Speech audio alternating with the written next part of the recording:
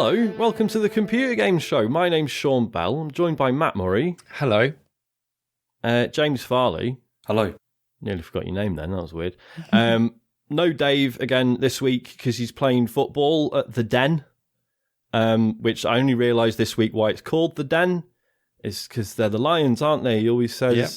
The Lions Den, that's it. The finally British got that. football. Yeah. But yeah, a special guest. We've got PC Gamer features producer Imogen Mellor. Hello, that's me, actually. Hello. Wow. Hi. Hello, Imogen. You seem shocked by that information. Yeah, I just sometimes I forget my own name. I'm just like, oh wow, that is me. Wow. Genuine question, because I'm intrigued. What obviously I've worked with features editors before, but what's the difference between that and a features producer? Features producer kind of is like a fancier staff writer role, I would say, was the best kind of way to describe it.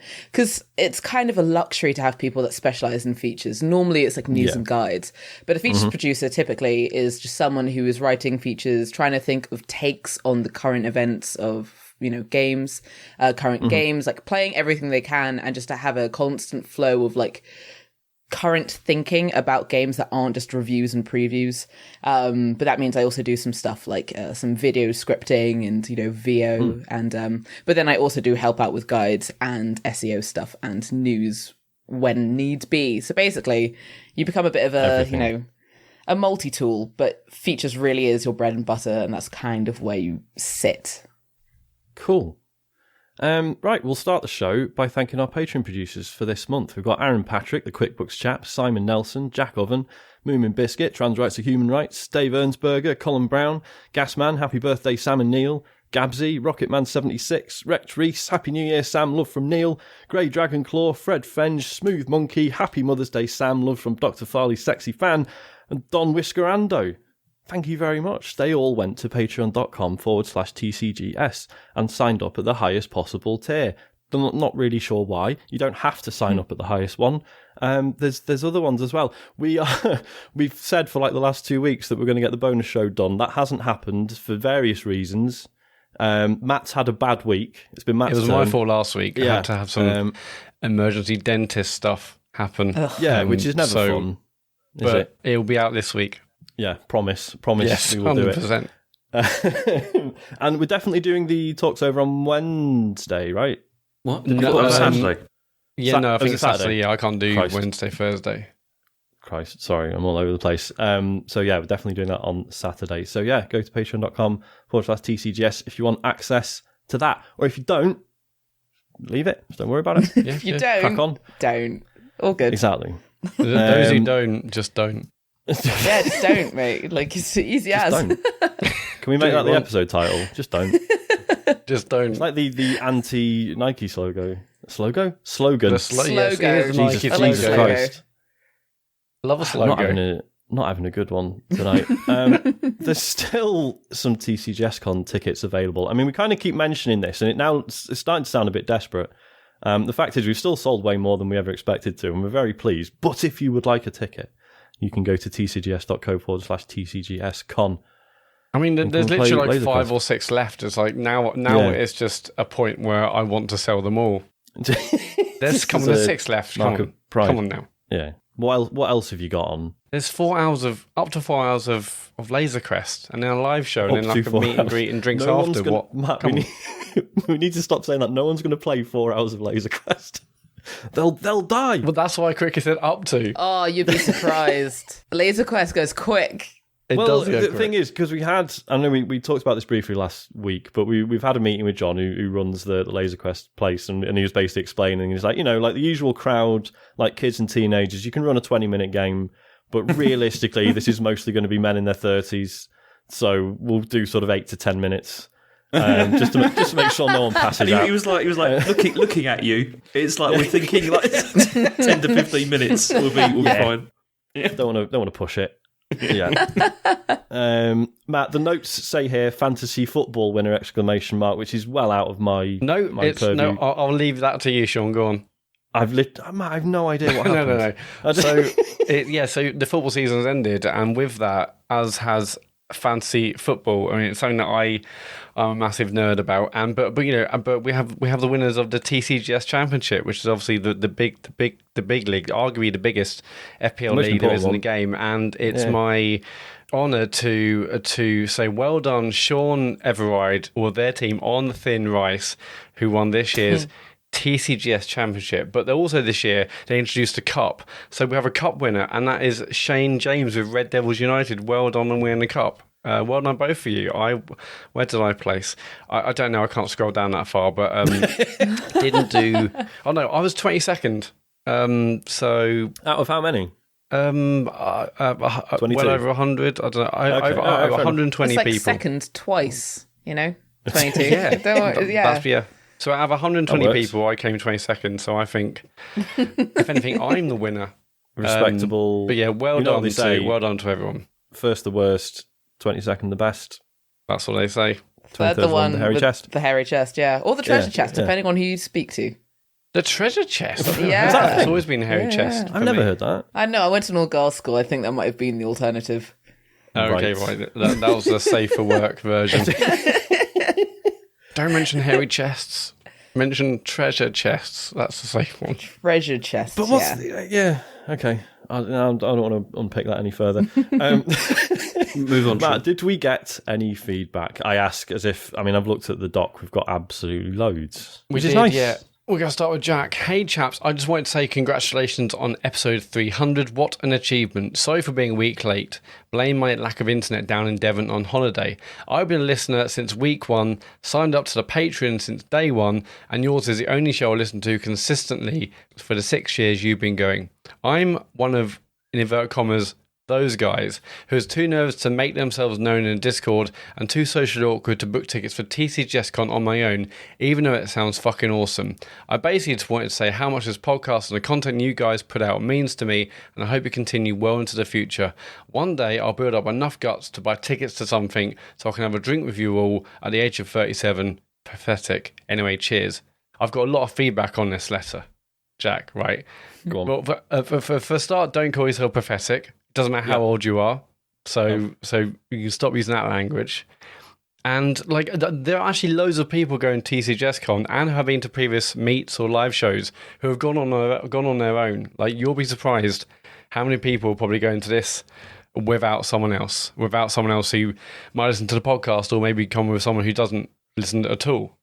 So you'll be amongst friends were you to come to TCGSCon, even if you are on your own. So yeah, most people are going to be there on their own. Yeah, aren't we all on our own in a way? It's just going to be a room of 150 people, nobody talking. It's going to be fine. Don't worry about it. Don't worry. I'm terrified. I'm absolutely terrified. So yeah. Yeah, but James, you're terrified of meeting the listeners. You're basically saying to Jack, I don't want to meet you. Thanks. That's good interpretation. It's the flight and the whole thing, and it's going to be a bit weird. Yeah, go on. It is going to be a bit weird. But yeah, just to add to what Matt was saying. So Jack, due to my day job, which is secret, and I'm not allowed to talk about it, not for any good reason. He's a spy. He's a spy. Yeah, because I'm a spy. This week I've got to go for afternoon tea for work at a big country estate, and I'm absolutely shitting it because I'm going to just feel like I'll wear my flat cap and everything, but I'm going to feel like a total imposter. So I get it, but it's fine, man. Yeah, are you going to have to conduct lots of work-related small talk during that event? About, dairy and stuff. Oh, as an insight. It's going to be weird. Yeah, a little clue. Ooh. Cheeky. What's next? Yeah, it's tough. I'm going to some awards things this week, and that also is just going to have to involve lots of networking and small talk. I'm not equipped for that. Yeah, but at least you're fundamentally interested in your day job, Matt. There is that. I'm at a disadvantage there because Yeah, but no, if anyone's listening and they're like, I'm going to go on my own, or I don't have anyone to go with, then go, because loads of people will be in the same boat. And I'm going to buy name badges with and there'll be a pen so everyone can put their name on their sticker and put it on their chest. Is that a thing? We're doing that? It's all good. I'm definitely doing that. Yeah. Oh, cool. It's going to be helpful for me. Ourselves, just in case people don't. Yeah, exactly. Yeah. I'm going to say hi. I'm Matt, and I'm the.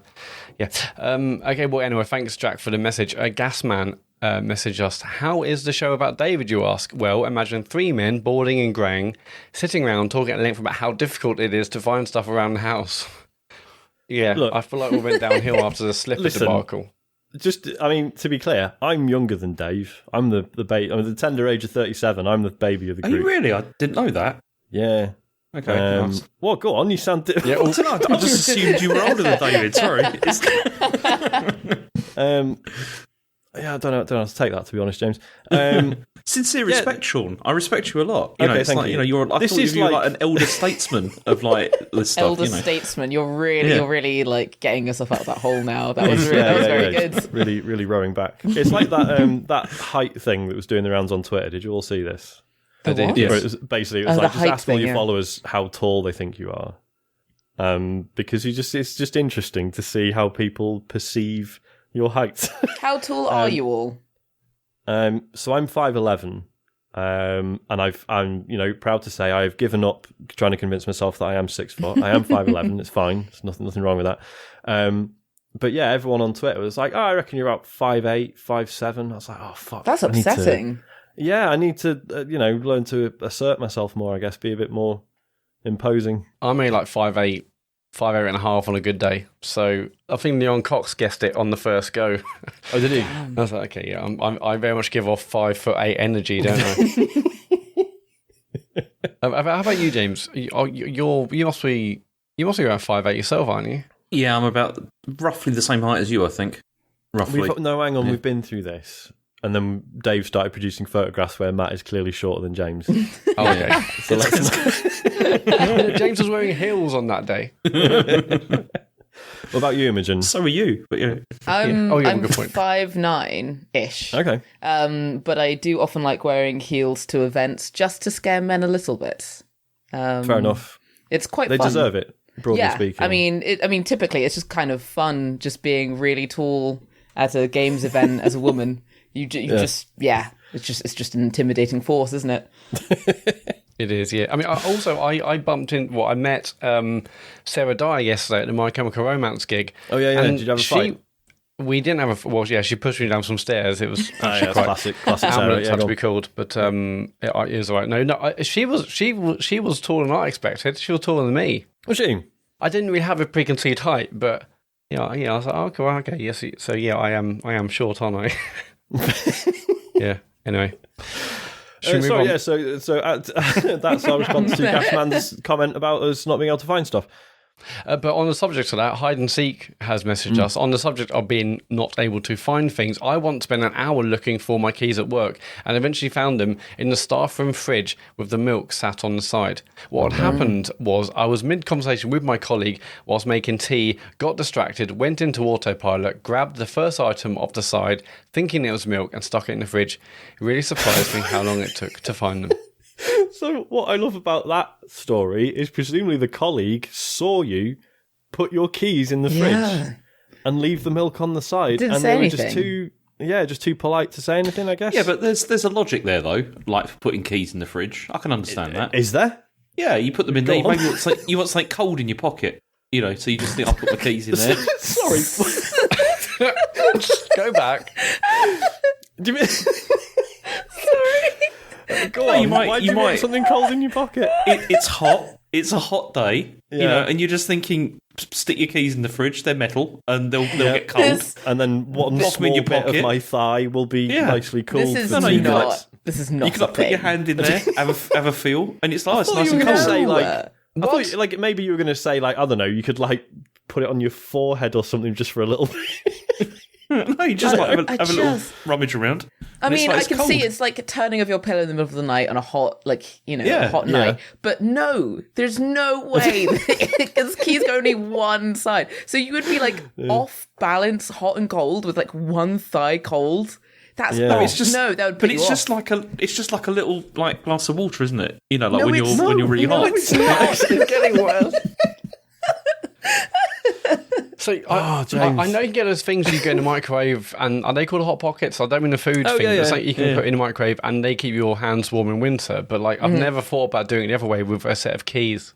But do you think? I mean, would the keys retain the cold? That's what I'm wondering as well. No, I mean, what I do in like the summer is, hot water bottles. I will instead like freeze one, and then I'll put it under my feet when I work, and that cools me down. Oh, nice. Yeah, Whoa. So you'll fill it with water. Yeah, fill it with water and or just ice cubes, like if I can like crush them, put them in, or I like fill it with water kind of, and then put it in the freezer for a bit, and then take it out and put it onto my feet. I've never thought about doing that either. This is great. Yeah, that is a really good tip because that kept me like going through like last summer, I think. There's that, and there's the classic, trainers in the fridge or something like that. That works as well. What trainers in the fridge? The classic is that? Yeah, the classic. I mean, I know I can't talk because I'm the guy who wears shoes in my house, but putting your dirty shoes in the fridge. I can't do it anymore, obviously, because my wife wouldn't like it. But you can, I wonder why. You could put it in there and they cool down. And then it's like you put them on, that's lovely. No, that's but then if they even there? smell a little bit, then you're contaminating things, Yeah, man. Yeah. Not if you put them in a bag or something. It's fine. But Imogen, I think you're forgetting. It's the classic. It's the classic Imogen. It is a classic El for a reason. Clasico shoes in the fridge. Just put your whole outfit in there, man. Why stop at shoes, wallet, keys, t-shirt, jeans? Just bung it all in the fridge. I'll tell you what. My first job, I worked in the co-op. And I worked there in the night, and it was often very hot in the summer. And I used to love those massive freezers because you could just walk into them. Oh yeah.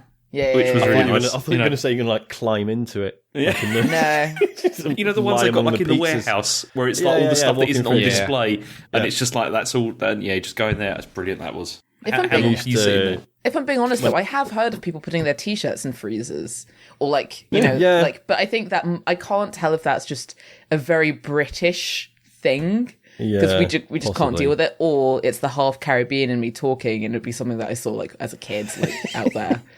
I can't remember which. I mean, I'm knowing now that I guess I don't take summer seriously enough. There was me just opening a window or putting a fan on, and now I realise people are putting their entire wardrobe in the freezer and keys. Yeah, I mean, when I worked in catering, we used to occasionally, as a treat, we used to get like the big sort of industrial buckets of like mayonnaise and stuff, right? Oh no! You used to like get those out and throw them at each other. Fling them like that bit in Hook.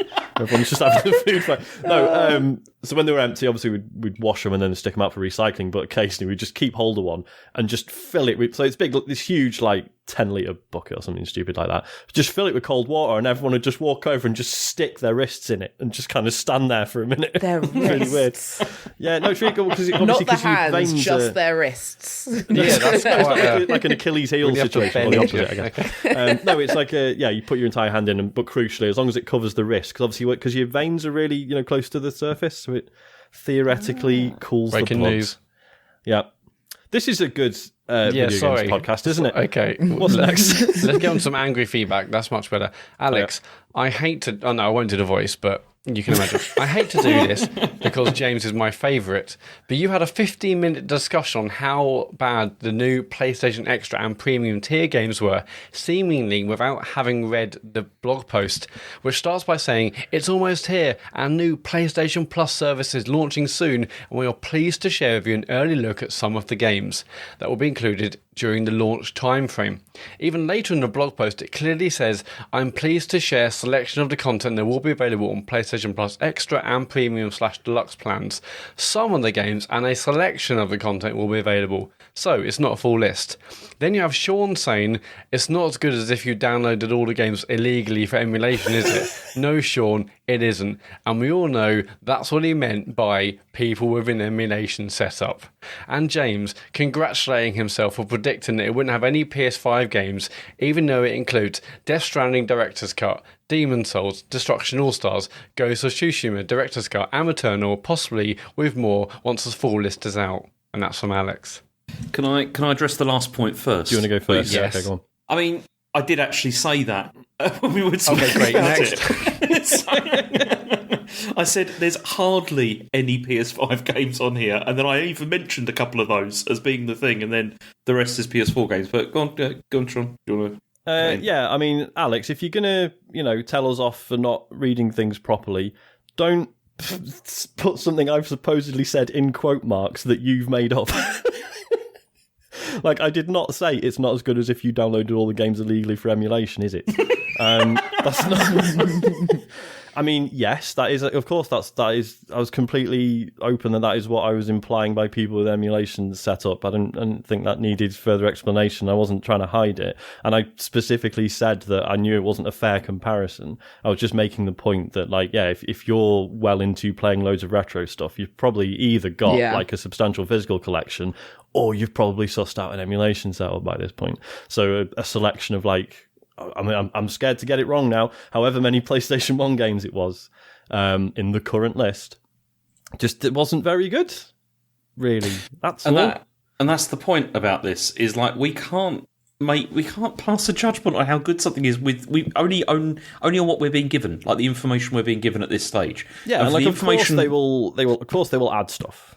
Yeah, like obviously, and it will get better. That's but just as an opening list, it wasn't great. Exactly. I also don't believe they are going to get to like 700 by launch, or no, absolutely not. Yeah, so all we can do, as they say, comment on what we've read and what we've been told so far, and so far it's disappointing. All right. Correct. Everyone go okay, right. Matt Spink, hey, gents, regarding your chat on the last show about how long to an end indicator for games, PS5 already has something like this. The activity cards tell you how long you have left for the main campaign or for each chapter. I find it super useful for working out how long a play session could be and if I can finish a certain objective. Yeah, I forgot about that. I know. Yeah. There's one of those features that I've completely forgotten exists. Whenever I play, it's terrible. I tend to avoid it, though. Do you? I tend to just not want to know, because I feel like there have been moments in games before where you think that an ending's coming, or it keeps going and something else happens, or something just happens out of the blue that ends that particular, like, little bit of story. So I often, like, though it is very useful, I imagine, for, like, building your life around something that you want to, like, sit down and have a good amount of time with, I often don't want to look, because I feel like it's not a spoiler. There's no way I can call it a spoiler. But I'm just like, I just kind of don't want to know. I just want to just find out how long this goes on for. Yeah, totally. Like this was like what we were going back and forth on last week, wasn't it? We were saying, like, yeah, it's like I say, it's not a spoiler, but it is going to sort of colour the way you play it or the way you perceive things that are going on. Like, yeah, if you're like, oh well, I know this is going to end in 2 minutes. You're just going to view things slightly differently, aren't you? Yeah, just be like, oh, okay, then this guy's going to kill this guy. I get it. Like, whatever. Yeah. Like, yeah, that's yet another, like, feature that I've kind of forgotten about. Like, have any of us? I know, Sean, you don't have a PS5, but Imogen, I assume you do. I do. You do, and James, obviously, you do. Have either of you two used any of, like, the video tips things, and are they even still in games these days? I used it for, I think it was the Astro's Playground, or the first game. I think I used it for that because there was one thing during the, because I was platinuming the game and I couldn't just find a piece of puzzle or something like that. I just couldn't find this last thing. So we did use it then, but otherwise, I don't think I've ever used it because, actually, I had the fortune for doing something like the most game I've done on the PS5 was for some BAFTA judging, and I felt like I couldn't use it then on the basis that I just wanted to see, like, if I thought the game would, lead me in the right direction, or like do things correctly, like the game design was good enough to lead me where it needed to. So I haven't really, apart from that one time very early on. Yeah, I mean, I've still never really used those features. I still kind of. The whole UI of the PS5, I still haven't quite fallen in love with it like I thought I might have done. It still feels like a little bit style over substance to me, personally. I don't know.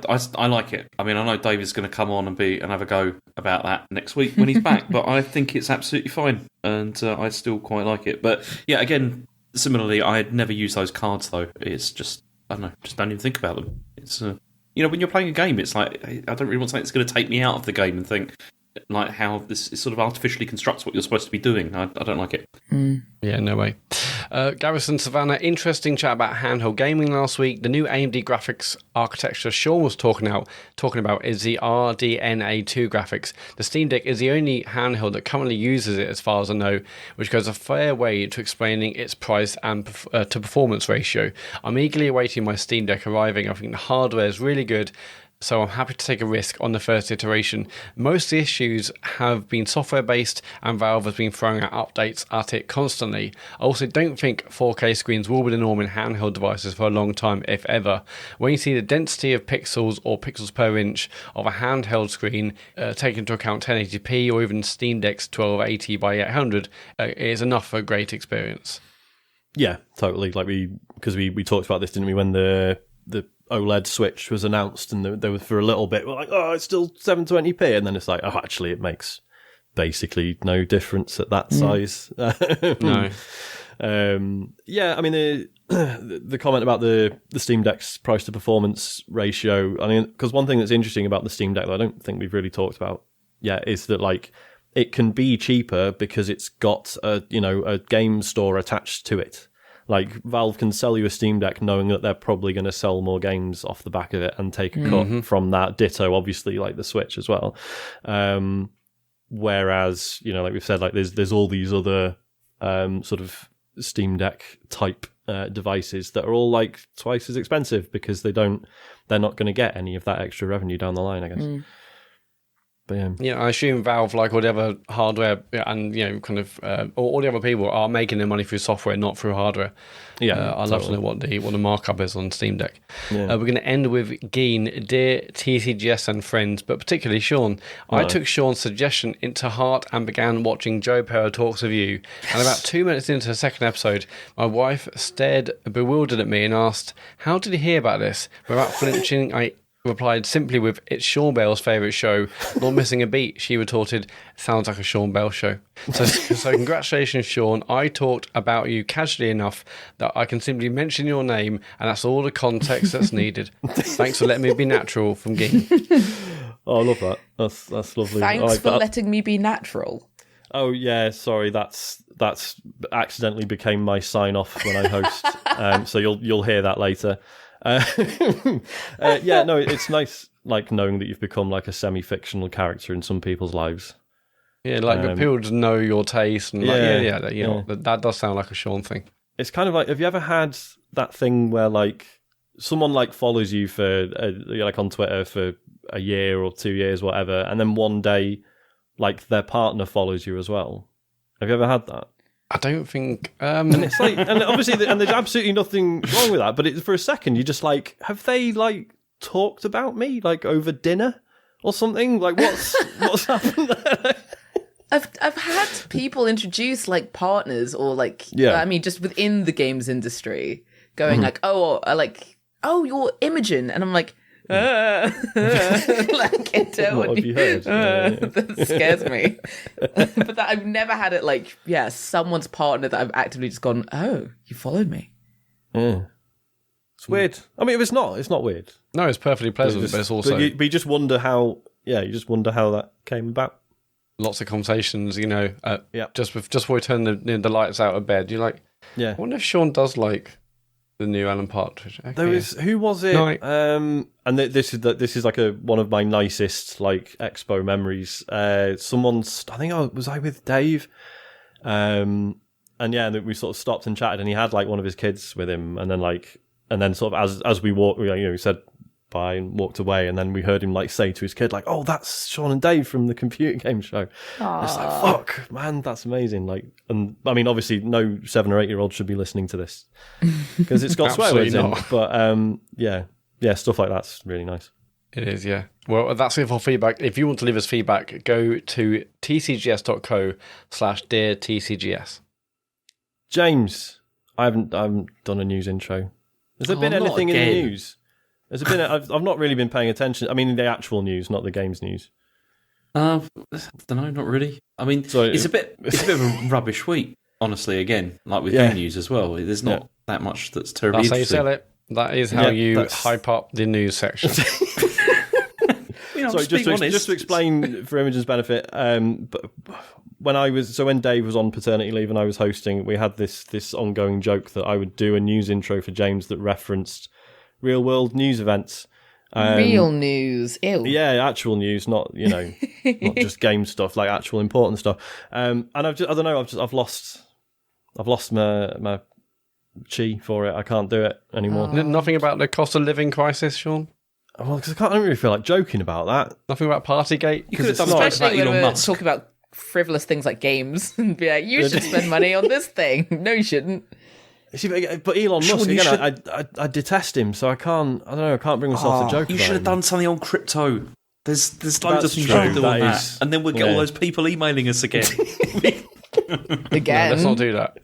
Yeah, we've I've had a few crypto guys message us. Less said about that, the better. James, what is the video games news, please? Okay, so PlayStation Plus, we talked about it last week and complained about it and everything. And controversally, yes. got it wrong. Weren't impressed, got it wrong. I mean, how dare they say we didn't? Actually, we didn't get it wrong. We got it right. Actually, we did, yeah. But anyway, it seems that they're going to bring trophy support to older games. So some PS1 classics are going to have trophy support, so they're going to add that. And I mean, this goes back to a patent that was awarded like in March 2021. So we kind of knew this was happening, but I don't know, great, I guess. What do you think? Yeah, I mean, shit. Oh, you're right. What's happening? Sorry, mosquito season has started again. Sorry. It just suddenly flew around in front of my screen. I need to now find it and kill it. I'm doing something serious. Oh my god! Sorry. That's terrible. Sorry. I got No, it's all right. It's staying keep in. it in, Matt. It's fine. Oh, it's staying in. Sorry, Sean. Yeah, I mean, it's nice. Obviously, yeah, if you're charging for access to older games, obviously it's one thing to just charge to access them in the first place, but to actually put some work in and sort of even if it's not like a remaster or whatever, sort of bringing them sort of in line with the framework that you're used to with modern stuff is cool. I mean, I'm not a big trophy or achievement guy, but I know some people who really are, so they'll love this. I mean, the only other thing that's happened as well is it turns out that those PS1 classics and stuff that they're releasing are also going to be on their their service are also going to be like purchasable as well. Okay. So you don't actually have to subscribe. You can also just buy them individually as well. Oh, that's interesting. Do we know how much they're going to cost? No idea. Although if you already own them, like on PS3 and stuff like that, you'll have access to them as well with all the updated stuff. So yeah, it's funny though, isn't it? Like we're saying that like it's really cool, but of course that's how Xbox has worked for a while now. Mm-hmm. Yeah, I mean, again, I'm also not into trophies, but it's pretty cool to see kind of much older games that were there way before the advent of trophies and achievements being updated or to include this stuff. So again, if you're a fan of these older games and you love trophies, and this is like a dream come true. So I think that's commendable that they've done that, because they didn't have to do it at all. They didn't have to add trophies to the older games. So I think it's a pretty cool move, actually. Yeah, I kind of think this is the really we were talking about emulation very briefly earlier, and the idea that some people will have just, if they were really craving that like retro gaming experience, they will have probably, if really desperate enough, turned to emulation. This kind of gives people a reason to feel like to connect back to the official hardware. Yeah. Which, I'm not a huge trophies person, but now that there's that option there and you can get something that, makes your collection feel complete. I mean, for example, I'm a massive Ratchet and Clank fan. I would, if I could get the trophies for the old games, the games that I played growing up, I probably would do that. Is that, is it worth the money? Who knows? But, I work in games and I can often justify that to myself as, something I should do. And could potentially make money back from later on in my career. But yeah, I can see I can't say that, a lot of these jump out to me. I am a bit younger than the intended audience, I think, for this whole retro gaming sort of thing. I think it requires a little bit of nostalgia for you to really want to go back and play some of these. But But yeah, I think the trophy thing is neat. It's nice. Yeah, it'll be interesting to see like what sort of trophies they are, because if it's just like completed level 1, completed level 2, etc., obviously that's a bit dull. But if they actually, like play with it a bit and do some inventive stuff, that would be really cool. But I mean, I'd love it if, like, Simon Fielder's got trophies, amazing. You start the game and it's like pop, pop, pop, but it's like every single 100 trophies just pop. It's like, fuck it, like. James, would you like it if Siphon Filter got an achievement for electrocuting someone until they sat on fire? Definitely. Yeah. I remember that very fondly. Yeah, it was. Yeah, Imogen, just to explain, that's how James gets off these days. Yes. Yeah. That's the context always for that. Yes. I mean, I didn't need to explain. I think already, 25, 30 minutes in, you knew already that's just how it works. That was just the caliber of people I was working with here, Didn't have to explain.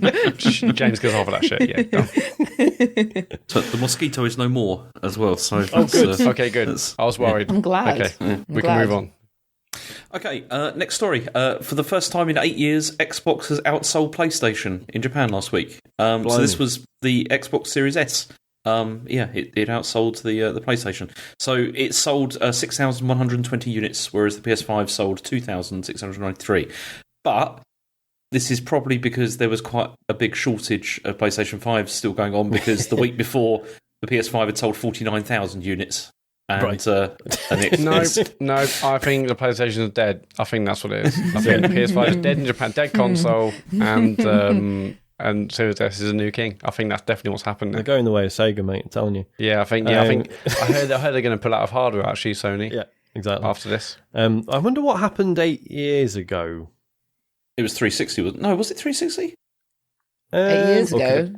Or could have been Xbox One. That would have been Xbox One and PlayStation 4, wouldn't it? 8 years. Yeah, it must be Xbox. Yeah. I mean, if was only that the Don Matrick bump? It says here, if you scroll down on the news story that you've posted, it says not since the launch of the Xbox One. Okay, so yeah, Xbox One launch. Great So what's console. the Matrick bump? That's what that was. Yeah. Matrick dip, if anything, wasn't it? Well, clearly not in Japan. It did pretty well, but then I mean, if you compare this with the Switch, I mean, the Switch is like outselling everything by like 10-1 or whatever in Japan, so it's kind of crazy. Yeah, but yeah, I find this kind of like story. I mean, it's obviously like everyone in games knows that the reason why this would happen is because of shortages. I mean, basically, Sony is a Japanese company. I mean, they're just far more likely to buy that console, and yeah, that's kind of it. Yeah, Xbox has always struggled in Japan, hasn't it? Yeah. Sorry, so Imogen, just so I'm clear, so what you're saying is Xbox isn't going to win Japan, and Sony could live to fight another day. That's what you're saying. As a gaming journalist, that's what you're saying. I'm just putting out there. My professional opinion on this. Yeah. So slight tangent. These sorts of stories were made fun of by my boss not long ago. And it was kind of he said, I think it was a week after Elden Ring came out, or 2 weeks after Elden Ring came out. He was like, look, half of the people playing Elden Ring that they were 2 weeks ago, dead game, and the internet went wild. Yeah. He obviously was making a joke. He was obviously being sarcastic, but you would be surprised how many thousands upon thousands of people were replying to him saying he was a fool. Like, it doesn't take a lot, does it, to rile up those people? It was legendary. It was like, and he just doubled down on it constantly, and it was just the most amusing thing. So yeah, these sorts of things happen, and it's technically true, absolutely, and it's a good headline. But it's always a whole like, actually look at the stats, and it probably is just because. I'm just looking at the comments. So first person's commented, that seems more like a supply and demand issue than anything, considering the sales of the previous week. Correct. Next one. Excellent news. Japanese developers must be noticing this success, making it more difficult for Sony to negotiate long-term exclusivities. I don't know, mate. I can't tell if they're joking. Yeah, it's a really good team. Yeah. I think they're really not. I think they're really not joking at all. I want to copy and paste that into everything now. Just every time something happening's excellent news. Anyway, what's next, man? Lovely stuff.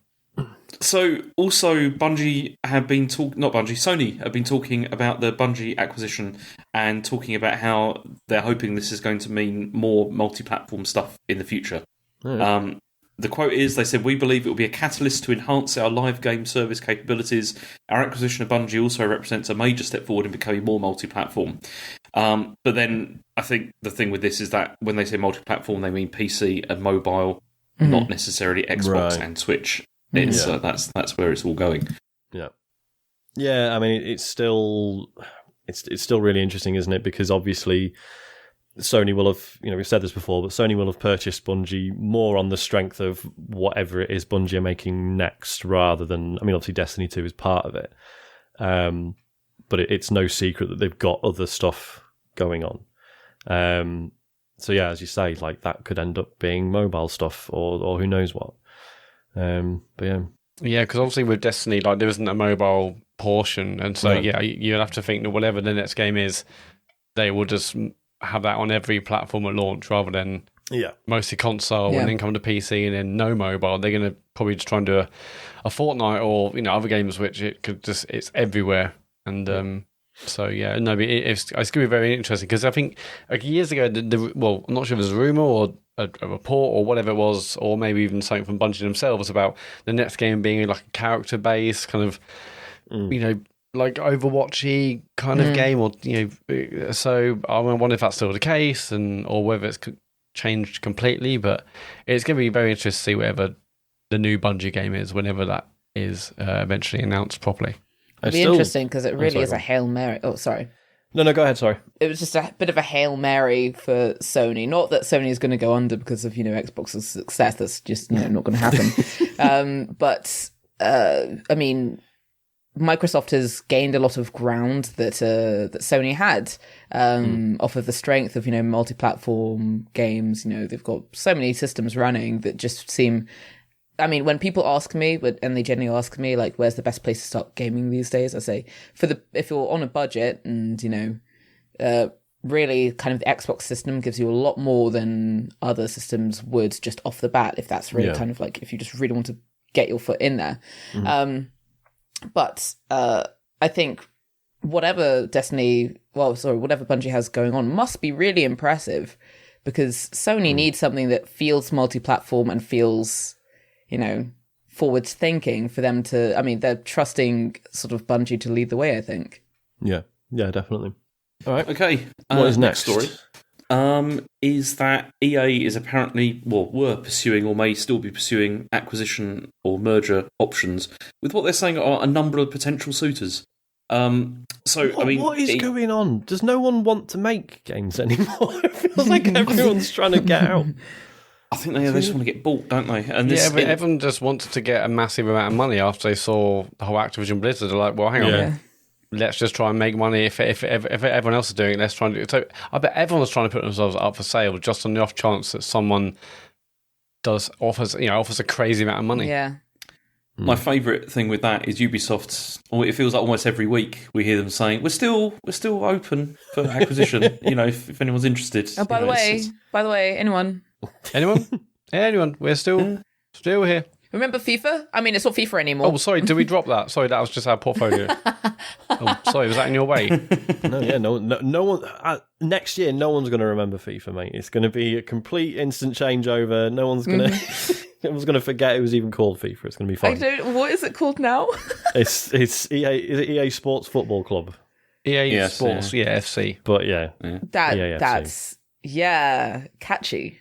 It's a name. EAFC. It's not great. But anyway, so EA have apparently had talks with Amazon, Apple, Disney, and NBC Universal as well. Wow. And apparently they're interested in trying to get rid of it. But then Kotaku contacted them and asked, and they obviously did the standard, we don't comment on rumours and speculations and all that kind of stuff. But it's interesting that they went for those companies, though. I think Microsoft buying them is unlikely at this stage, is it? Considering that really is getting into monopolies if you start. That's too much. Well. Yeah. And hasn't there been isn't it? It's still massively unclear if the Activision buyout is going ahead anyway. There's still opposition to that, and Yeah, it's still being investigated and all that kind of thing to see how that. It's going to take a while for that to all get finalised anyway, at least like next year or whatever. So because the Bethesda thing took a while, and if the Bethesda thing took a while, then Activision Blizzard is going to take a really long time because that's a lot more. Yeah, there was that story we had the other week, wasn't there? Where there was investors were complaining, saying that Kotick shouldn't have been. He's like not capable of negotiating, and so it shouldn't have gone through. Because he was basically just trying to pass the buck. Because of all the things that had happened. So I guess we'll see what happens. But this is weird. I mean, apparently the problem with this was that Andrew Wilson wants to remain as chief executive of whatever the combined company is. Right. So that's a massive sticking point, I think. Isn't it so strange when you like hearing that statement? It's like, oh yeah, what we're going to do is we're going to give you a load of money and you can just go home and not have to work anymore. No, I want to stay. I want to do my brilliant job that I love to. I don't know. Maybe I'm. I feel maybe like I just need to like do a job that I really like. But I just find that just completely alien to me. The notion that you would just be like, no, I want to stay. Maybe it's because of Respawn. Like, I think EA's big, like, kind of darling that they have within their sort of like scope is Respawn, and that seems quite exciting again. Out of any project I can think of, like that EA has been involved in, I think just Apex Legends has gone from strength to strength, and I think there might be things like down the line, like there was the Arcane show and the Witcher show. Like I can imagine there being an Apex Legends show, and that wanting to be involved in those sorts of things and seeing go from the ground up. I feel like I still have cross media stuff. Yeah. I feel like I still have no handle on how big Apex Legends is. I feel like, because I don't really play, I don't play them at all. I don't play Battle Royale games, but I feel like I'm still more aware of like what is going on in Fortnite than I am Apex Legends. Like, I feel like I think it was only the other week they announced it'd cross over like $2 billion in revenue. Oh wow, fair dues. Yeah, something like and that. I think doing all right. Like the mobile version is coming out, or it's come out in the last week or so. I saw those things about it being imminent. Yeah, it's definitely out on Android. I had a quick go, and guess what? Touchscreen controls not great. But it does support controllers though, which I think Fortnite doesn't on mobile. Is that right? Not sure. No, you can. You can play it like the docky type things. Like I've got my Razer Kishi. You can also attach it to pads. Yeah. Yeah. All right. Cool. But I love this idea though of him saying he wants to remain. It says wants to remain chief executive of the combined company. So it's like if they merge with Apple, he's like, I'm going to become chief executive of Apple now. Yep. Yeah. That's mine now. Thank Starts you. wearing black polo necks, roll necks, turtlenecks, glasses. Yeah. Really old New Balance, like faded jeans. Stands in front of a massive screen with weird like graphics all day, just talking to no one in an audience. That's the dream. Maybe I would still turn up for that job. That sounds pretty good. I mean, they're basically gone to the people with the biggest wallets. Amazon, Apple, Disney. I mean, they didn't mention Facebook. That's another one. And Disney sort of makes sense. The big tech firms, but Disney sort of makes sense because obviously EA have been making some pretty good Star Wars games for a while now. The ones they've actually released anyway. So that that would make some sense. But haven't the exclusivity deal has run out now? Is that right? That's right. Yeah. It's all. So that's why you're seeing stuff on all different platforms now, which is a good thing. Yeah. Totally. It's I love the fact they went to Disney because this landed on Mr. Disney on Walt Disney's desk, and like EA, this rings a bell. What did EA do? They're the company that keep cancelling your Star Wars game. Fuck it, no way, bin. That's not happening. Well, it was weird because they didn't release anything. They had the license for ages, didn't release anything for a long time, and then there was like a couple of things. Like there was Fallen Order came out, and then there was also that X-Wing game that came out as well. Like Squadrons, which was really good. And I still very good. Yeah, I still feel shit for not playing more of that because it deserved better. Yeah, man, that was a very good game. Yeah, I enjoyed that a lot. Yeah. But then there wasn't that much after that, really. Apart from Battlefront as well. Well, Battlefront 2 was kind of a disaster, wasn't it? Yeah. But then it grew into being like really great, and just as the point that people were saying that it was really brilliant, they said that was the last update. Yeah. Great. Yeah, because remember, even when it came out, everyone was like, it is really good. So it's just the loot box shit is horrible, and just completely killed it for a lot of people. Released Battlefield 2042. I forgot about that. Battlefield did. God, what happened to that? Well, I mean, they've recently just decided that the biggest version of it, the 128-person version of it, I think, has been entirely removed from the game, and it'll just be 64 people at most. No. So they've, I mean, that kind of thing was a bit of a mess upon launch. Imagine. And yeah, they're just trying to rework it into something more, likable. Lots of people don't like it at all. What a shame. See, what has happened to DICE? Like, they were like a big deal. It's like, so in terms weird, of isn't it? releasing Because stuff. for years I was a big Battlefield guy and was like, Call of Duty sucks. I play Bad Company 2 forever and I don't need any other shooters ever again. And then it just kind of, that's still like the best one. According to a lot of people, they haven't really beaten it since, whether it's just, design changes or just sheer like technical issues. It's weird. It is a shame. I mean, Battlefield 3 was just unbelievably good. And then it's just they never quite got back to that. Yeah. Okay, I've got the last story here, which Okay. I'm hoping you're going to be able to explain to me. Which I know sounds bad, seeing as I'm reading these stories. Since it's Seeing as you're it's the your news job hound. to collate and read the news. Yeah. But I don't understand part of this story. Okay, go on. Tell us what you do understand, and we'll go from there. So, Hideo Kojima has responded to Norman Reedus saying that Death Stranding 2 was in development. So there were rumours that Death Stranding 2 was coming, and this was because Norman Reedus has said he thought it was happening or whatever. Then Kojima tweeted a picture of himself with Norman Reedus saying, "Go to your private room, my friend." What? Oh, is this That Right. means it's not happening, is that right? No, I think he's No, kidding, no. right? Well, he's referring to the game. Like, Norman Reedus has that chamber where he goes for a wee and has a shower and creates a That's grenade. what I thought. So then, what? I don't understand. So how is he responding, though, to the claims that Death Stranding 2 is in development by tweeting it's that? a joke, isn't it? It's like he's saying he's in trouble because he's saying go to your private room, friend, and he's holding the bat with the barbed wire on it from Walking Dead.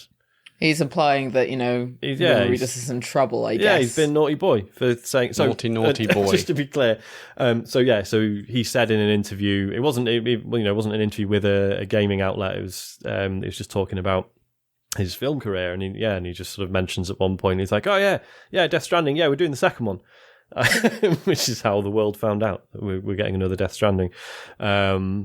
So yeah. So we are getting another Death Stranding. We are getting another Death Stranding, yes.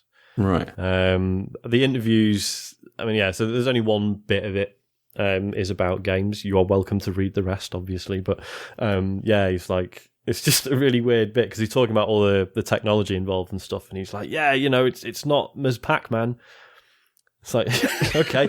Okay. Strange reference point, but whatever. It's not your granddad's Tetris. No. Certainly not. But yeah, he just talks about like the weirdness of obviously because they capture your likeness in 5,000 different ways and different expressions and stuff. So he's like, oh yeah, so if they want me to act in things after I'm dead, they can just do that. That's weird. Yeah, I'm really glad we're going to get a sequel because I thought the first one was excellent. Yeah, I loved it. I did have a lot of fun with that game. I have not played it. And Me neither. I should. I have it. I have it downloaded even. I have the director's cut downloaded. But every time I look at it, and I'm just like, I don't know, what is this? What? I've never played a Kojima game, so it's just weird, Oh, right, okay, it is a strange game, and it does take like hours to get into as well, like as in where you start to feel sort of comfortable with it. The best thing about it, I think, how many times do they do the credits at the beginning? Is it like 3 times it like happens where his name comes up like 3 times? It's like it's very strange. It's very, one of very those strange. because obviously, typically Kojima stuff, I'm going in expecting like something very cinematic and cutscene heavy and stuff, whereas this actually seems like I've not played it either, but from what I gather, that like I would quite enjoy the sort of moment to moment gameplay stuff, but the story is total bollocks. Is that? Oh, it's not total bollocks. Okay. I liked it. But then again, the ending is basically a film as well. Right. It's about 2 or 3 hours long. Like it was one of those things where it was like I think it was about like nearly midnight, and I was right at the end, and I thought, okay, this is clearly the end here, and I'm going to be done. I can go to bed. and then you like look at the clock and it's like it's 1:30, 2 o'clock, and the cutscenes are still going. It's Wow. It's Nice. crazy. Yeah. Yeah. But good. Yeah, I mean, see, it was pretty good. You see Hideo Kojima's name so much, it's like that Mark Jacobs meme, where it's like Mark Jacobs by Mark Jacobs. It's that basically. But it does have some fantastic imagery in it though. Like there's nothing that, especially the whole thing with the the figures that are sort of hovering in the sky. There's nothing I've seen from a game that has not like affected me as much as seeing that. I thought that was incredible, like how that looked. And just sort of what does that mean? It was brilliant. I think what's interesting about like the project as someone who hasn't played it, but as I've had to write a lot about it just in passing news, is that I do have a real sense of place and the feeling the game gives without even having like opened it. And I can't say that about many games that I've not played. I couldn't say that about like most other things, but I see like a screenshot or I see like the sort of like the like rolling hills and I go, oh, Death Stranding, and like have that sort of instant mental connection to it, which is quite impressive for just a bunch of grass, you'd think, Yeah, like it's so recognizable for like you say, a game that is sort of featureless in like traditional ways. Yeah, it's just landscapes, but it's instantly recognizable. I absolutely love the traversal.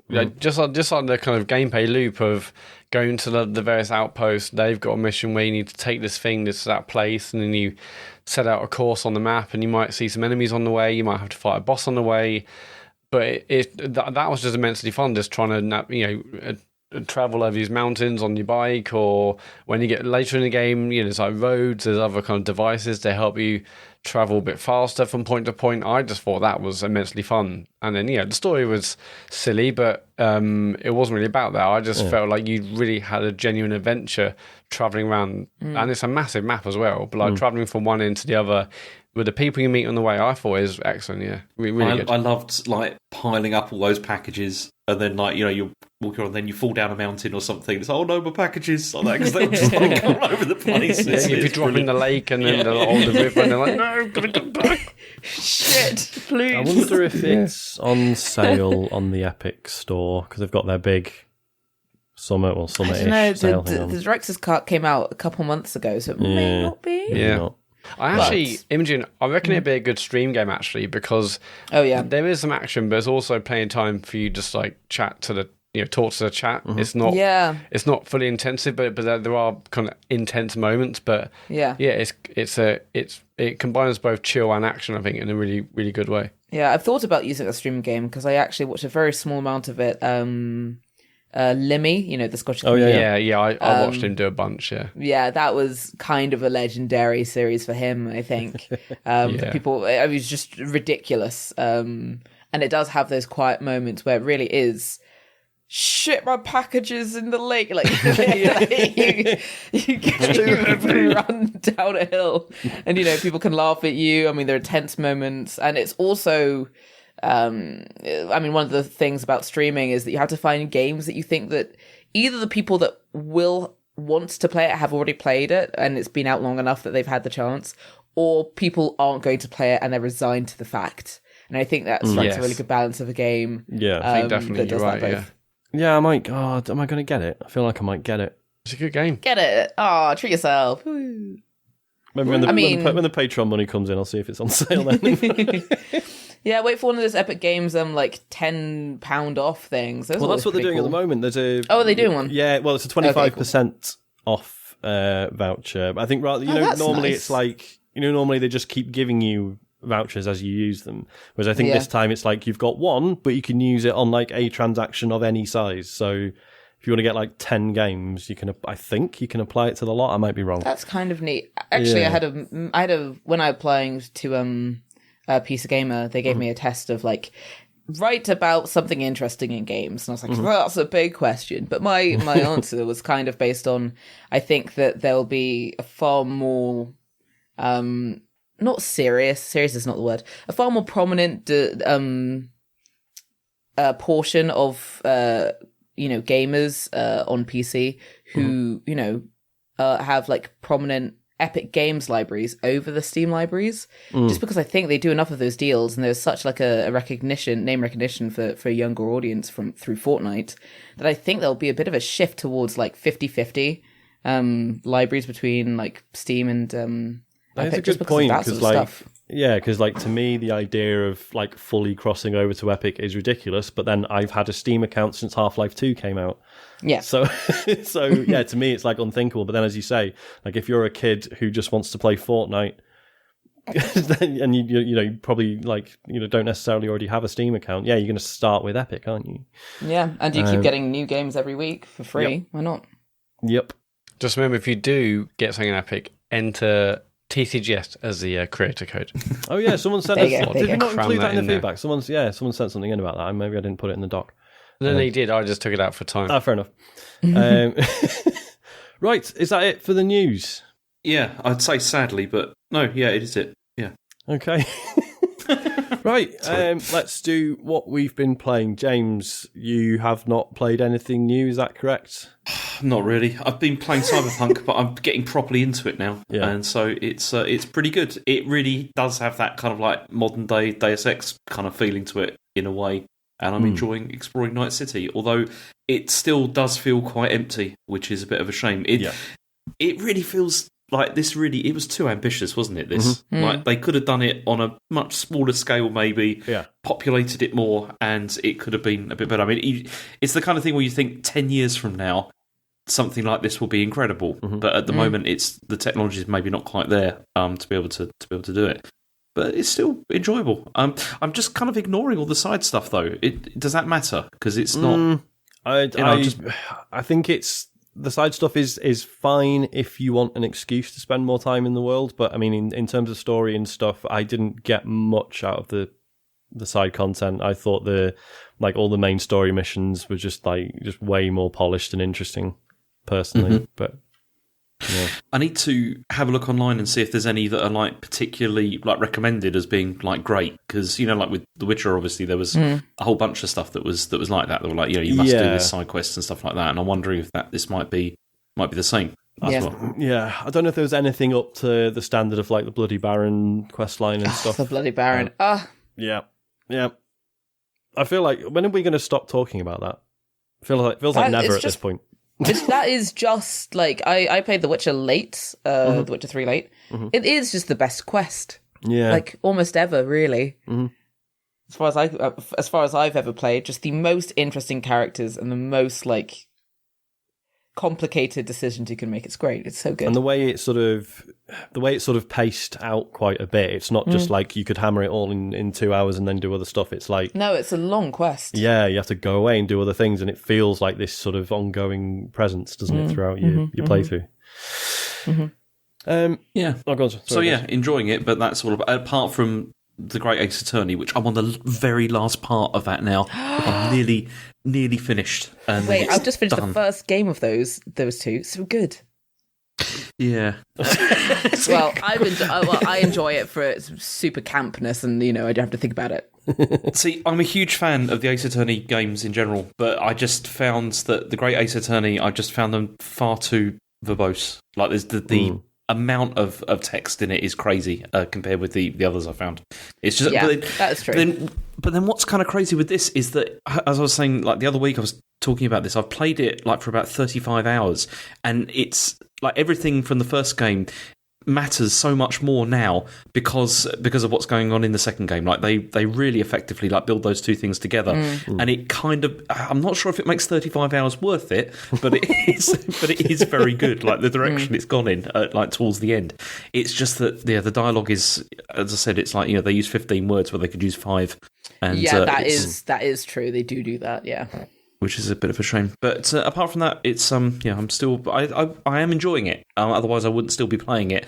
But I am quite looking forward to being able to just close the book on play it anymore. Yeah, cool. Yeah, because it's just been going on for too long. But never mind. Sounds good. And that's it. James, just on the subject of Cyberpunk again, you obviously mentioned and compared it to Deus Ex. Is that mostly down to the fact that you feel like you can take on different scenarios and different ways depending on your build, or is there something else that's a bit more Deus Ex like? It's that, and also like all the dialogue choices and stuff like that, and really being what you want to be, and that was one of the things that I enjoyed the most about Deus Ex, was that you felt you could build like a character, even though it was even more limited than Cyberpunk is, but you did feel like you could build something that was you, and I do feel like I can do that with this as well, which is nice. One of the reasons I've considered. So I played a lot of Cyberpunk sort of at release, and then went back. When they were like, yeah, it's definitely properly fixed now. Still isn't, but No, it's not. And then I went back and finished it, but I still feel like it would be cool to sort of do the early game again, because they like completely redesigned the skill trees and stuff. So I never got that sense of like, yeah, like this is my build that I'm aiming for, because it just felt like such a mess. So it'd be cool to start again and get see if I get that sense from it this time, but. Like one of the missions that I did this week, it was so enjoyable, because the reason it felt like Deus Ex is because it felt like it could have been done in so many different ways. And the way that I did it, like it executed it, and it was absolutely perfect, like the way it happened. And I was really satisfied with the ending I got from it.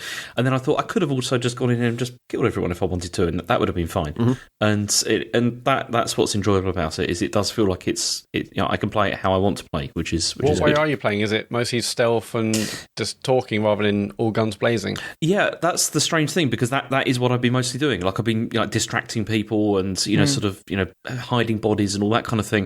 And generally, I don't do that in games very much. Like often in other games, I get bored of doing that. But with this, I was going to say, because I remember you playing Deathloop, and you're just like, oh yeah, just fucking murder everyone. Yeah, it's true. It's very efficient, and like Dishonored, I played that like that as well. It's just like you get the rats upgrade with that, and you're good. Everything is fantastic.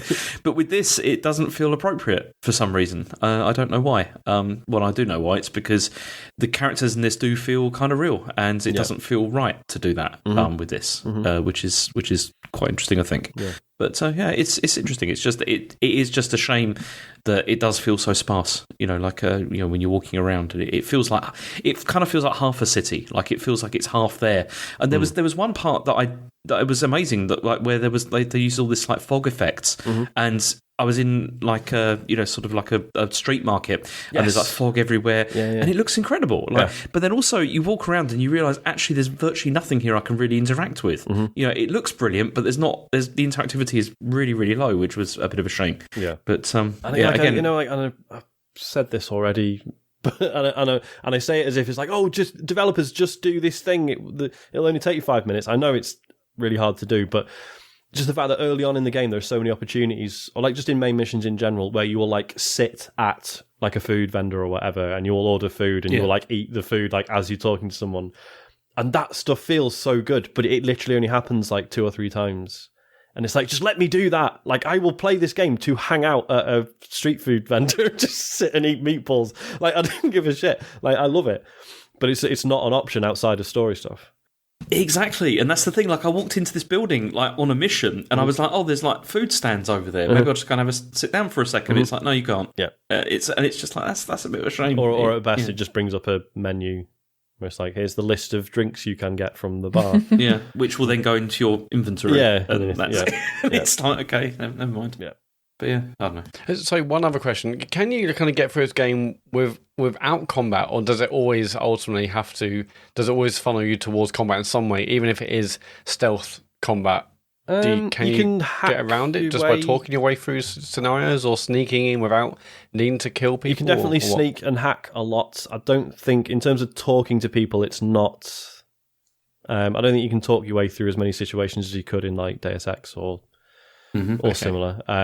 But yeah, there are definitely much less violent ways of playing it. Yeah. Okay, cool. Like one of your hacking abilities just turns people's eyes off, so you can imagine. Which is. I love it when that happens. I love it when I can turn people's eyes off. Yeah, it's a classic. You just get it's the confusion as well, which is quite good from that. It's it's great. Yeah, cool. Imogen, what have you got? I've been playing a lot of Valorant at the moment. A lot of that. Ooh, how is that? Because I've never I I've enjoyed Overwatch back in the day, and Valorant seems similar, but I am too bad at keyboard and mouse these days, so I feel like I'm not going to stand a chance. Is that a fair assessment? Yeah, I mean, Valorant is it's very much like a game that I'm aware that, like, as you know, as I age, I will be worse at, and that will be a sad thing for me because it's so, like, playing against teenagers is brutal, and almost the entire player base are teenagers. But basically, I was a big Overwatch player, and I still am a little bit. I've been playing a lot. I played quite a bit of Overwatch 2 beta. Okay.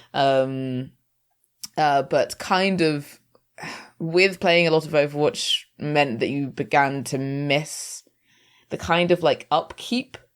And my little sister is phenomenal at Valorant. If anyone's listening and they know Valorant, she is immortal at the moment, and that's, you know, that's the rank below the rank that you find pros at. Oh wow! So she's very, very good at the game, and, you know, so I'd play with her, you know, just so I could talk to her. And I've kind of just gotten into it. It's really, really, really, like, it's difficult, and it's the time to kill is so short. You can start around and be dead in 10 seconds easily. And, you know, and these matches go on for 40 minutes, so the concentration level can be just brutal. But the satisfaction of getting a playoff in these really, really difficult situations when you know, like, just one wrong turn could mean death for you. It's just, you know, there's nothing quite like it at the moment for me, so it was very satisfying. Cool. But yeah, it is a blatant Overwatch ripoff a little bit. Valorant is like the game I've watched mostly in terms of if I'm going to see like anyone playing it esports wise, or if I see pros playing it, I see loads of people playing Valorant, and it looks amazing to watch, but it's one of those games where I wouldn't have a faintest idea how to do this. If I were to actually play it, it'd be weighted on me. But to watch high level play in that game is really satisfying, I think. Yeah, it's, I mean, because it's quite simple, because it's kind of based on CSGO mechanics. It's, you know, it's kind of, yeah, you get a gun that you have to pay for at the beginning of the round, and, you know, shields, and you have to plant a spike or a bomb on one of 2, if not 3 sites, and defend it. And, you know, these rounds are very short. They're only a few minutes long. So, you know, you have to do it within a time limit. You have 5 opponents who, you know, I mean, it's quite easy to understand visually. Like, there'll be smokes and things. You can see that it's difficult to push on to, like, this site because someone's hidden around the corner. And, you know, it's like, it really is just the most pretentious variation of, like, FPS you can get in terms of just how difficult it is, and, you know, how difficult it is to get good at it. But I think I've just kind of, like, fallen into it because I was very fortunate to sort of, like, know how to get into it, because I played a lot of Overwatch. And if you've played Overwatch, you know that there is so much going on at any one time that you have to learn the sounds and abilities of, like, 30 characters, which means that going to something like Valorant is relatively okay, because you can hear a sound and you have the mental training to kind of begin to learn those things very quickly. Yeah. But I have friends who go in and they're like, what is that? What happened? And I'm like, oh my God, they teleported behind you. Can you not hear them? And they're like, no, I just heard like a xylophone play. And I'm like, that was it. How could you not know that was a teleport, you idiot? That's what it means. Because I suppose, like, because I remember, like, yeah, like, so playing Overwatch quite a bit, and like say, sort of learning all the cues and stuff, but then, like, you know, they would add one new character and it's like, oh my God, right, what now, what's this? So I can't imagine, because how many characters are there in Valorant? It's like 30 now or something, isn't it? I think it's a bit less than that, but basically, I mean, Riot has just kind of run away with adding characters. So the game's been out like 2 years now, and there are double the amount of agents now than there were at launch. Jesus. So it's like, just as you're getting used to a character, there's suddenly a new one on the horizon that's already been leaked. So it's just like, it's a constant turnover. And actually, I had an interview with a developer quite recently, and I was like, okay, so what's the upper limit? And they were like, we don't know yet, but we're going to have to start like eventually kind of slowing down the release periods, and it will never get to the same roster size as, League of Legends. I was going to say, because if they're bringing that mentality to it, then Jesus, it's never going to stop. I mean, they definitely were like, it will stop before then. But I imagine before that point, they would start looking at like Valorant 2, as is the way with these things, although kind of, I mean, actually, I don't know if they would do that because of League of Legends, but that's true. I don't know. Maybe it'd be a good reason to get rid of some of the roster that are just not working. They can't figure out. Yeah. Speaking of, how's Overwatch 2? Because I've heard mostly bad things. I don't know if that's fair. It's so difficult for me to weigh in on Overwatch 2 mentally because it's Overwatch and people are playing Overwatch again, and that means so much to me. It's, for me, I love that game. I love the world. I love the lore. But then it just becomes increasingly difficult for me to justify to myself that love. It's almost unrequited. As long as there is new Overwatch, I will be at least, a little bit content. But actually looking at things like, so I played a load of Widowmaker, and that might make people's eyes roll. Because it was just, one shot, one kill. Just kind of liked being that, that bitch all the way across the map. You can't get near me. I mean, I mainly played as Symmetra because I cannot shoot things to save my life, so yeah. Oh, I loved playing Symmetra originally when she had 6 turrets. It was great. Yeah.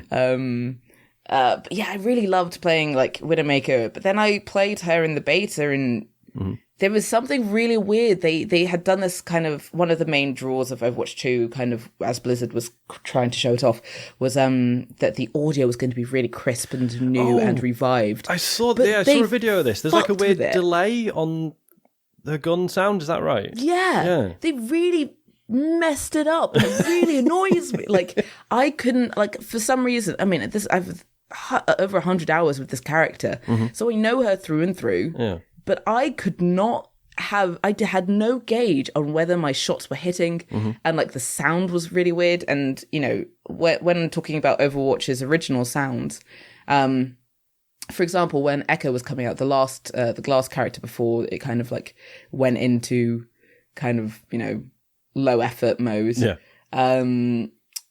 When I went to the studio to talk to the developers about it, they were like, oh, come in here. And I was like, okay. And they were like, oh, listen to this. And they played the sound of a waterfall. And they're like, we went to Iceland to get the sound of the waterfall to make her levitation sound. And you were just kind of, stunned at the ridiculousness, but how it did actually work. And apparently, though I don't know this for sure, someone may say I've said this wrong, but Widowmaker's original sound was based off of a wine glass being pinged. Oh wow! Because that I can believe that because I know the hit confirm noise. It was a bottle cap, a glass bottle being opened, right?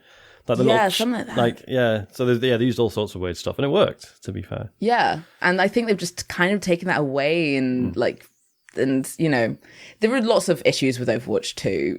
I'm focusing on the really small artistic things that really baffled me that I couldn't understand changing. But yeah, the actual maps was really fun. The new character was really fun. But yeah, it's not Overwatch 2. It's Overwatch 1.5, as everyone says. Is it at all friendly to anybody who would want to get into this now, or is it just that's not going to happen? I think it is quite friendly to people, but not because of anything that Blizzard has done, but because it's just so famous. It's just, I mean, my little sister's friend was saying to me, oh, we should play some Overwatch together. And I said, oh, what makes you want to play Overwatch? And well, it's Overwatch. By the time that I got to the point where I was playing on a computer and all that jazz, it kind of fallen off a bit by then. But now there's Overwatch 2. Maybe I can get on board with it and have a really good experience with it. So I think there is this infamy to Overwatch 2. The original was so good in its heyday. It's kind of this golden memories of people that didn't even really play it because it looks really friendly. It looks very fun. There were so many characters. There was real personality to the game. And I think Overwatch 2 is just kind of carrying on a legacy of that kind of nostalgia that everyone has about this FPS, because it was also the FPS that got a lot of people into FPS. It got me into FPS. I would not have played any shooters if it wasn't for Overwatch. Well, yeah, because I used to play competitive FPS stuff, but then sort of fell off it, and then Overwatch felt like, it's here are some characters that are pretty good if you're not actually that good at shooting. If you want to rely more on, map knowledge and sort of knowing where people are going to come at you and sort of, synergies with other characters and I felt welcome in Overwatch in a way that I hadn't felt by a competitive shooter for a while. So it's, I think it is a very welcoming game, actually, for that exact reason. You don't have to have pinpoint precision. You can, like have Junkrat and just know where to bounce like grenades, ammunition to get like a kill. Like there are so many different ways to play that I think that, there's nothing been quite like it since. And I hope that Overwatch 2's release will actually like bring people back to it, and Blizzard will know that this was just not satisfactory, Yeah. But you can also play this like co-op with other people, like against bots and stuff, right? It's not, you don't have to play competitively, or do you? Well, I think Blizzard has split the release of this because Blizzard's kind of been going through a dry period for a while because of various reasons and various terrible things, and people have not been on board with wanting to support the company and all sorts. And so they kind of had that big, Warcraft reveal quite recently, the dragon-based one, and Overwatch 2 beta, Blizzard's back. And for Blizzard, for Overwatch 2, they just released basically like a look at the format, really, of what the PvP is going to be like. PvE is in theory on the way, but we still know very, very little about it. So they'll release PvP first, and then PvE will come later, and that will be based off of the modes that were in the game for like Halloween events and stuff like that. Like, big kind of like skill trees among characters where you'll be able to build them up and like choose how you play them, and they'll like physically look quite different, and you'll have like all of the storyline to kind of progress through. And I don't really know how I feel about that aspect of it. I'm not entirely sure if that's something that I would really love. But yeah, just because that was left out of the beta. It will be an Overwatch 2 feature eventually, but that was left out of the beta, and that's again why people are saying it's 1.5. Yeah. Yeah. What about the fact like the player count changing permanently? Is that's would you say it's ultimately a good thing? That's a major change for any game to have, but how is the community, or how have you felt about that? It's kind of hard. Again, I'm going to be. I once met the developers, but I once met Jeff Kaplan to interview him about Overwatch. Just as again, like the Echo character came out, and I had a conversation with him about it. And at the time, they had run what was called the 2-3-1 experiment, which was 2 healers, 3 attackers, and 1 tank. So they had flirted with the idea of that before. And when he asked my opinion after the interview ended of that mode, I'd said it was the most fun I'd had in the game in years. And he agreed and was like, "Oh, if I could just, what's it? Men in Black, mind wipe people. If I could Men in Black mind wipe the entire Overwatch population, I would." Just so then we could just implement that. But really, Overwatch is not the place to be doing those sorts of changes. It's Overwatch 2. That's just when stuff like that will happen. So I kind of knew something like that was going to happen. And then obviously the tanks were more powerful. It makes the characters that I liked playing, like Widowmaker, a little bit less feasible. But it does make the game far quicker and more reactive, and kind of like a little bit more readable, and probably better for like new players. Rather than, trying to read 6 people in an opposite team rather than just 5. Yeah. It makes tanks these super scary things. Like I could, before if a Winston was coming towards me, which is a direct counter for Widowmaker, was coming towards me, I could probably take him. I could at least get him to half health before dying. This, I am screaming, I am crying, I am running away, I'm throwing up, I'm calling for my mum. I don't want to be there. I want to quit the game. Like, this is like a monster coming towards you. So they have some balancing stuff they need to do, and I think people generally do like the pace change that's brought with it. Cool. But yeah, it's fun. I like the game, but I'm biased because it's always been one of my favorite games, Cool. Anything else? Been playing Slay the Spire, but everyone knows that's a really good game, so that's about it. Well, James doesn't know that because James is an arsehole who gets really weird every time. Stop being horrible about me all the time. I'm not. I'm just saying every time Bullying. roguelike deck builders come up, you have this weird reaction. Not that he's ever played one. Only because there's a lot of them. Like, it's just, they keep happening all the time. And it's like, it's just, I know that they were very good, and I know that Slay the Spire is one of those ones that is, the best or whatever, this kind of thing. And then then it just gets iterated on, and there's just like millions of them. And it's like, if you like that, great, but I'm not into that so much. How do you know? Yeah. You haven't tried one. What should I try then? Slay the Spire? Ooh. Wait, do you like horror stuff? Yeah, I can do that. I would say Inscription then, probably. Yeah, that was the one you and Matt played, right? It was, Sean? yeah. And we shamefully we both didn't fell play off enough of it. Yeah, it is really good though, and it's even if you're not like totally enjoying the card stuff, like there's enough other stuff going on. It makes it super interesting. I also really like Monster Train, which is on Game Pass, so you don't even need to buy it. I think that's really good. But yeah.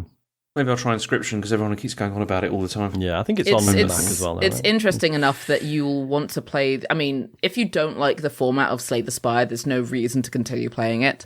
But with Inscription, if you're not keen on the format, there's still a reason to try and see it through in terms of, like, you generally have questions about the space that you're in and why you're there. Whereas Slay the Spire is just like, you fight, go on, have a bit of fun with these cards, see what you can do.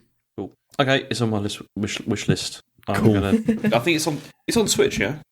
No, I don't think it is. It should be. It should, yeah, I think it's only on Steam. Yeah, it was kind of a rogue release. I don't remember there being a lot of hype before it came out. So it might not be on Switch yet, but it probably would come to eventually. Yeah, it totally should. Yeah, it'd be brilliant on Switch. Yeah, man. Yeah. I mean, it's on Mac. I can play it on Mac, so that's cool. Cool. Okay. I can't wait for you to play it and then say, "Why didn't you nominate for Game of the Year, you idiots?" Yeah, we've already been shouted at. Joining the rest of the listeners. Yeah. Matt, what you've got a game I have not heard of. What is it? Yes, so I've been playing Synergia. So this is the game I briefly mentioned last week when I said I had Googled games to play after playing Citizen Sleeper. And this is one of the games I saw on a list on The Gamer, and so I picked it up. And it's a cyberpunk visual novel. Yeah, so it came out in like 2020 or 2021. It's out on like Xbox, PS4, Switch, PC. I think even like maybe Vita. I think, but anyway, it's been out on a load of platforms, and it's a cyberpunk visual novel that's the theme seems to be about what it means to be human, or there or thereabouts. So you play as this cop who's kind of cold and doesn't really care for the world, doesn't really care for her colleagues, and basically just does the job. Comes home, struggles to sleep, and then like wakes up and then just goes about her day again, basically. But there's androids everywhere in this cyberpunk future, and then her home android, who arguably she's more interested in androids than she is people, and having relationships with them than any of her work colleagues. Like that starts kind of having problems, and so she one of her friends offers her a new android, and this new one is what's known as a bioroid, and it's basically an android but it's made of organic materials. And this new android is basically more human than even this cop who's called Seela. Like she has a much larger kind of emotional range than Seela does. She's much more enthusiastic, and actually she seems more human than the human cop does. And that's basically the backdrop for the story anyway. But it feels like it's basically you're learning about Seela and her and how she interacts with this new android at home, and just how she kind of navigates her world, her life. And then also on the other side, she's a negotiator for the police. And what that means is she goes into like various locations, buildings, offices, whatever it is, and she goes to a location and where she has to negotiate with an android that's kind of taken over a space. Now, this, it's probably just because I've just played it, but this does remind me of the hacking minigame in Citizen Sleeper, where you kind of talk to those beings where they're kind of intangible, but you feel like you're in this kind of digital digital environment, whatever it is, in Citizen Sleeper, you feel like you're in like a network of sorts. You know, her job is to go in, negotiate with these androids, and get them out of there. But at least like the 2 or 3 I've done so far, they all seem to know who Seela is, and it feels like they're trying to like actually get to her rather than her just turning up and negotiating. Now, all of this is very kind of basic. In fact, there's basically no gameplay. I mean, you see, I looked at this, Matt, because I looked up, you know, what this is, and this is a visual novel, basically. It is a visual novel, yeah. And I was quite surprised because this is the kind of thing that usually I really love. Like I love this kind of stuff. So I'm quite interested to hear if it. Do you feel it's good? Basically, is it telling a good story? Story-wise, really, really interesting. I mean, I really love the themes, and that's obviously off the back of me loving Citizen Sleeper and, you know, loving other kind of like themes in generally, you know, movies or books about kind of AI and consciousness and what that kind of really means and the difference between, you know, human and non-human entities. So I'm already kind of liking enjoying those themes anyway. And story-wise, yeah, this is really interesting because Seela is a really kind of cold person, and so you're trying to work out why that is, and yet she has much more in common or seemingly more interested in these androids, and then in her job it's the androids who are actually trying to like contact her. So no, I think story-wise really, really interesting. I mean, I don't think I have played a visual novel before because Matt, if you like this and you can get on with the style of it being like minimal interactivity, because basically that's what it is, you have to play Steins Gate. Because that is an amazing game in terms of story. Like, cause it's a time travel like game basically, but it's incredibly interesting and goes in. I mean, there is interaction in the sense that you are like, you know, you're making decisions at certain points, but some of the ways the story goes, it goes in very interesting, incredibly dark in some cases directions. Which it's one of those games where it's like, you know, you are thinking about it. I still think about it from time to time, years on after playing it. It's excellent, but it is just the fact that it is a visual novel, which means that there is like a barrier to getting into that because there's a lot of dialogue and I found it funny because obviously last week I said, you know, I don't worry, I will find time to play a game, and then the game I found is a game where there basically is no game. Everything plays itself. But what I find it kind of disconcerting now. I think my issues with it aren't the fact it's a visual novel, more just how they've implemented that. Now, basically, you have like the text on screen kind of auto plays. You can change like the speed of the text, but I feel like I would kind of rather press X at the end of each sentence to kind of move it on. The only way to stop it, you have to basically pause the game. There is no kind of like pause to read the sentence. There's no rewind, but there is a button to suddenly skip, like literally what feels like hundreds of lines of dialogue to get to the next bit where you make a decision. Now, I start playing a game, and you have like the dialogue on screen, you have like illustrations, and I'll come to that in a minute, but you also have like a row of icons. One is clearly like, one's like a settings cog, one is like a book to show you kind of your history of the conversation you've had up to that point. There's like a faded out A button, which I think you'd press that when you want to kind of, if you want to suddenly skip all the text on screen to the end of it, so you see it in one chunk. But there's also like a skip button.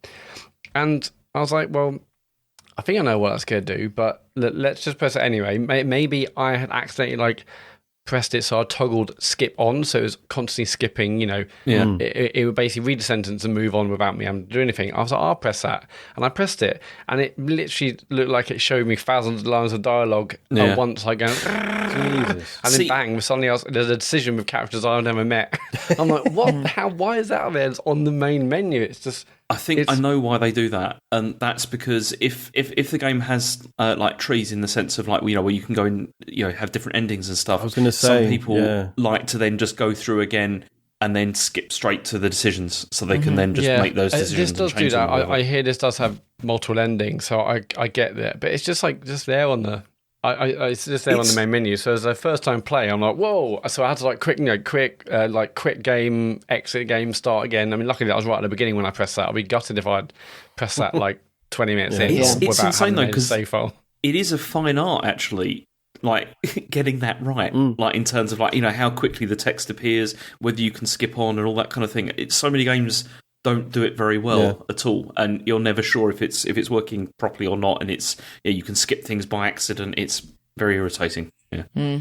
Yeah, because on some games I'd definitely be annoyed. I'm like, okay, do I really have to press A at the end of every single sentence? But then on this one, I'm like, you got to keep looking at the screen, because you don't want to miss anything. And then but you can press A or B and RB to like fast forward. But why can't I do the same to rewind if I might have missed a line? Anyway, because in Triangle Strategy that has a function where you can press. I can't remember. It's one of the triggers or something, but. Basically, you can just turn like autoplay on or off. So if you want to stop and consider a line of dialogue or whatever, then you just knock it off, and then you can you can press A to go through the lines of dialogue, or you can just let it play out. But then I suppose that's different because it's fully voice acted as well. So that's you can kind of just let that play and just listen to it. So yeah. So I looked around. I couldn't see something as autoplay or not autoplay. But and this game doesn't have any any voice acting. Right, it's just text on screen. There's some illustrations of the people you meet, the characters, locations. I think locations are nice. They're kind of it's just a nice kind of brushwork or digital brushwork to to show visual representations of the locations. The characters I think they kind of range from okay to not great. Like the visual style doesn't really do much for me. Some of incredibly anime. I've got nothing against anime at all, but it's just the quality doesn't quite seem there. So I don't know. It visually doesn't really do much for me. How about the music and stuff? Because you see, the reason I love visual novels is because they can give you something that you don't sometimes get from reading like regular books and stuff, which is like they can create incredible atmosphere. Through the visuals and through the music and stuff. Are you getting that at all with this, or not? So it's got yours kind of standard cyberpunk synth soundtrack. I would say right now it's not instantly as atmospheric as say Citizen Sleeper was, where within 30 seconds of the dialogue and the visuals and the music, you felt like you were there. This doesn't have that quite yet. I mean, the soundtrack is quite subtle. And it's good. I'm enjoying it. Maybe I'll enjoy it more as it goes on. But no, the music hasn't been like an instant thing to suddenly transport me to this location. But yeah, it's good. But I think this game really is all about the characters. I mean, I'm meeting more and more characters. You meet kind of your friend Yoko, who works in a shop fixing and supplying these new androids, and there's some like mystery about there, like the android she supplied you. Like you don't quite know where that's come from, and when that thing arrives at your place, like they're not reset. They have memories, which is unlike other androids you dealt with. So there's some dodgy stuff there. There's for the first couple of hours at least, it feels like you're getting basically almost bullied at work. Like everyone keeps blaming you for issues and mistakes, and then your partner gets changed without you knowing, and suddenly you've got a new partner at work. But it's interesting, kind of meeting these various people, and I've already met kind of like 5 or 6 or 7 characters, and I'm only like 2 or 3 hours in, so it's really great to meet all those new people, even if like there's obviously no real gameplay associated with that. It's just in this story, the way they're bringing them in is still really interesting, as well as kind of the standard visual novel stuff, which has like the text on screen. The only real bits of interaction there's some choices which you have every now and then there's other bits where you kind of look at like kind of fake computer screens. If you're talking, there's a bit where you talk to a friend over kind of online. You have like digital representations of each other, and so there's bits where you might have to like select a menu on a computer screen. But that's basically about it. It's mostly about the story playing out in front of you, the music trying to transport you there, and you learning about these characters and the person you play as. But yeah, this I think this must be my first visual novel, and I'm enjoying it so far. I mean, I guess for the right reason. I'm enjoying it mostly for the story, and I'm excited to see where it goes. But I was just desperate for more of this, of a cyberpunky story, or something with themes of AI and consciousness and all the stuff I loved from Citizen Sleeper and other stuff in the past. So I'm just glad to see more of that. And that's why I was asking earlier about this question about Cyberpunk. I'm like, well, maybe I should try Cyberpunk next. Maybe that's like something else where I'm going to get more of these kind of feelings about about central themes, similar kind of central themes. I might be worth you playing Cloudpunk, man, because that's really good. And that's like... So that was that one that's where... You're the delivery driver, basically. Yeah, go on. I think I may be playing that. Delivery driver in like a hover car in the future. Yes, because that's like... Was that... Go on, sorry. Was that the Apple Arcade one? No, that was NeoCab. Yeah. That's it, NeoCab, yeah. That was pretty good as well, to be fair. But no, Cloudpunk was like... The writing was good, but like it was more just in the concepts, and the overall story was really interesting, but the actual moment-to-moment dialogue was a bit painful at times. But if you can get through that, like, yeah, there's some really interesting stuff in there too. Worth a look. Yeah, and then I want to watch like Ex Machina again, because it's been a while since I last watched that film. But yeah, I'm having like a real kind of narrative thing in recent weeks with, Norco, Citizen Sleeper, this. I don't know. Something's happened. I just clearly want to be transported to another world or something. And who can blame you? Yeah, exactly. Most of the games I play are like this. It's just, But no, good so far. I mean, I only really found this because I saw that list, but I'm glad I have, and I'm interested to see where the story goes. I keep meaning to play Valhalla as well. The Cyberpunk bartending one. I don't know if that was on the list. That's meant to be really good. So what? So it's Valhalla, but it's spelt with all ones and shit. I can't remember exactly how they do it, but yeah. That's meant to be decent. That's been around for quite a while. I think, is it on Game Pass? I think it might be. Might be worth a look. Because there's also, do you remember like Red Strings Club? That was really good. Yes, man. So good. Yeah, I enjoyed that. That was also Cyberpunk bartending. It was, yeah. Yeah, but that's basically it this week for me. I say finished. I have seen an ending of Tunic. Finally went back to it. Oh, okay, awesome. I'm so conflicted about this game. It's ridiculous. So, to recap, I know you guys bounced off it. Imogen, have you played it at all? I have not yet, no. I honestly don't know if I should recommend it or not, because, we talked about the fact that, like, it starts out and you're like, oh, it's kind of like Zelda, and it's like relatively, like, it's not particularly difficult to begin with, but then the difficulty really starts ramping up like quite quickly, and it feels like a poor fit for the the aesthetic, and the like the combat's not perhaps as sharp as it could be. Like, it's perfectly serviceable, but like off the back of like something like Death's Door, it was felt a bit sticky. I was going to say, it sounds a lot like Death's Door, like on paper. Yeah, it is quite similar. But it's so, and then we were sort of talking about the fact that like there is an invincibility mode that you can just turn on, which is cool that it's there, but it's quite an extreme option to have. It's not just like, can I just take a bit less damage? It's like you're either immortal or you're not, right? And that just makes the combat completely trivial and quite boring. We then found out there's a way to like improve your abilities, right? Like your attack damage, your defense, your how many magic points you have, all that stuff. But like many things in the game, it's kind of half hidden in this sort of in-game instruction manual, most of which is written in this made-up language.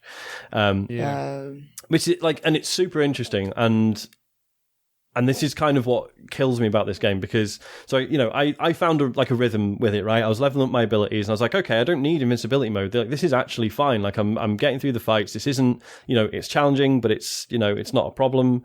Like, it felt like really finely tuned for like a good, I'd say like the middle half of the game, if that makes sense, or the second and third quarters. And I was like, man, this is fucking brilliant. Like, I was enjoying it so much. And then I got to like the final sections, and they are fucking horrible.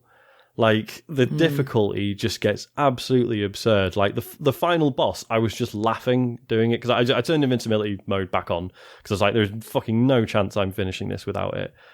And like, I was doing the final boss, like this is absolutely absurd. The amount of hits it takes to kill it, and how easily it's just, destroying me, or it would if I didn't have invincibility mode on. And I was like, this is like borderline comical, how hard this is, or would be. So it's kind of like, it's just such a shame, because when it, like I say, there was like a whole bit of the game where I was like, this is absolutely fine. Like, this is, it is quite hard, but not in a stupid, unfair way. And then it just completely turns up to 11 for the last quarter of the game. And it's just so unnecessary.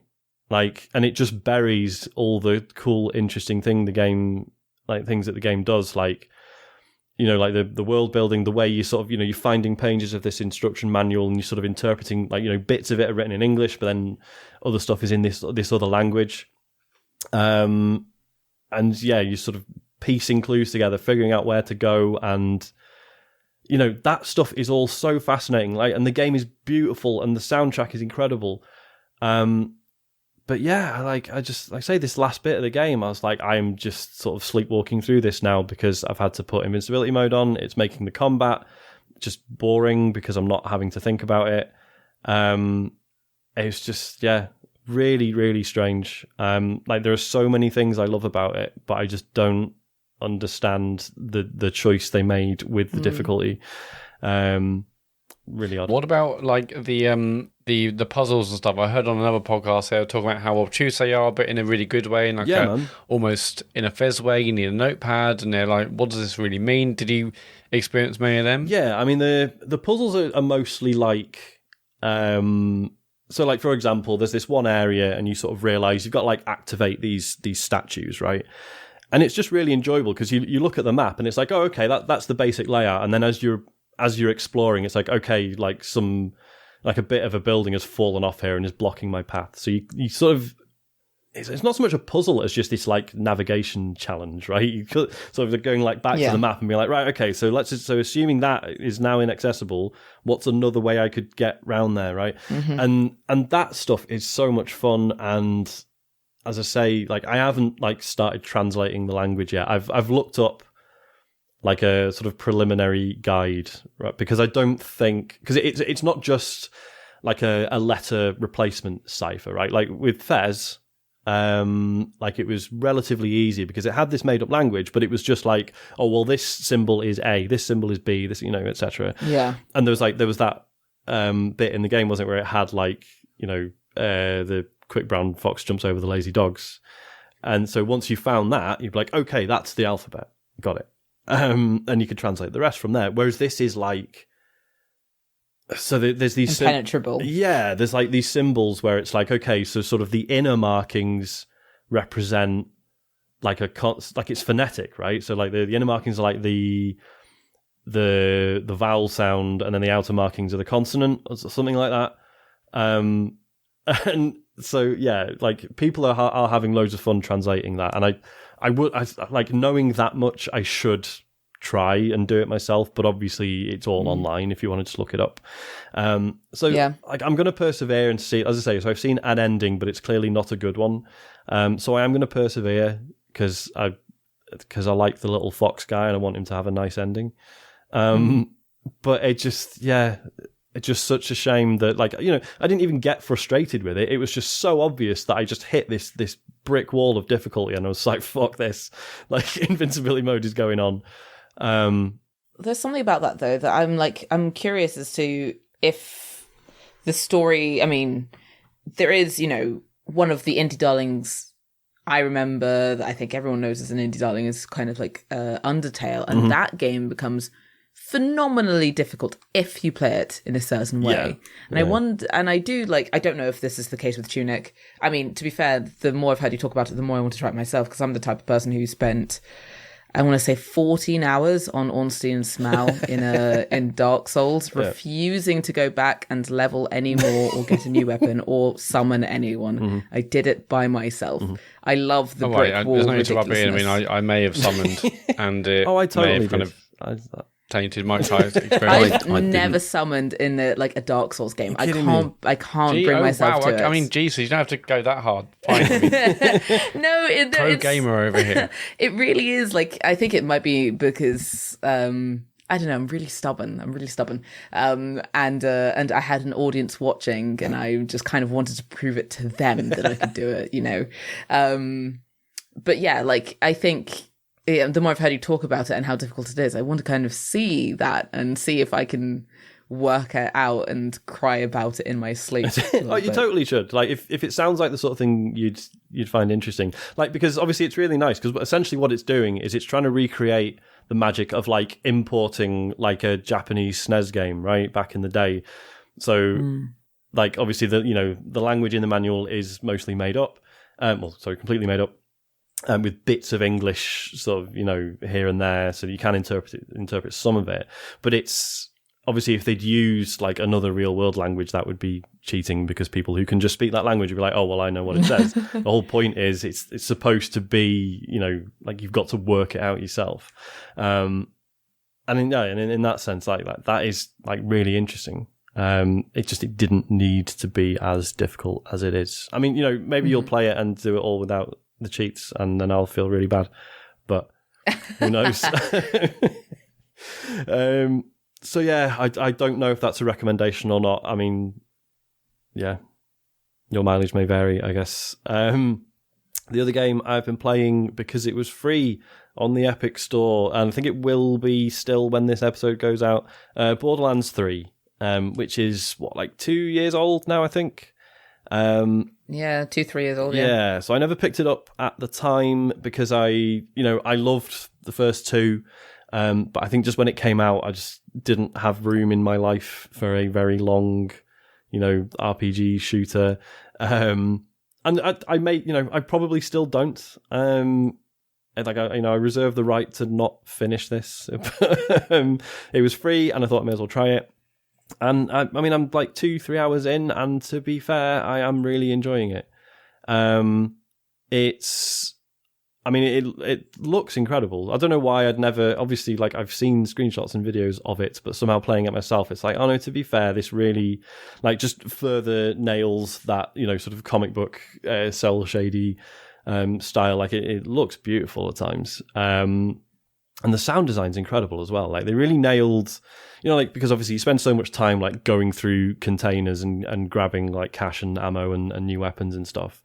Like every interaction with every little safe or toilet or bin or whatever where you're grabbing stuff, just these really just crunchy, satisfying sound effects like constantly. And just like little quality of life things, like when you open a container, if there's loads of ammo in it or whatever, you used to have to like hold the action button to like pick up whatever was relevant. That just happens automatically now. So stuff like that is cool. I still don't find it that funny. I know that's like a major selling point. I remember like laughing at Borderlands 2 when it first came out, and then a couple of years later being like, actually, maybe not.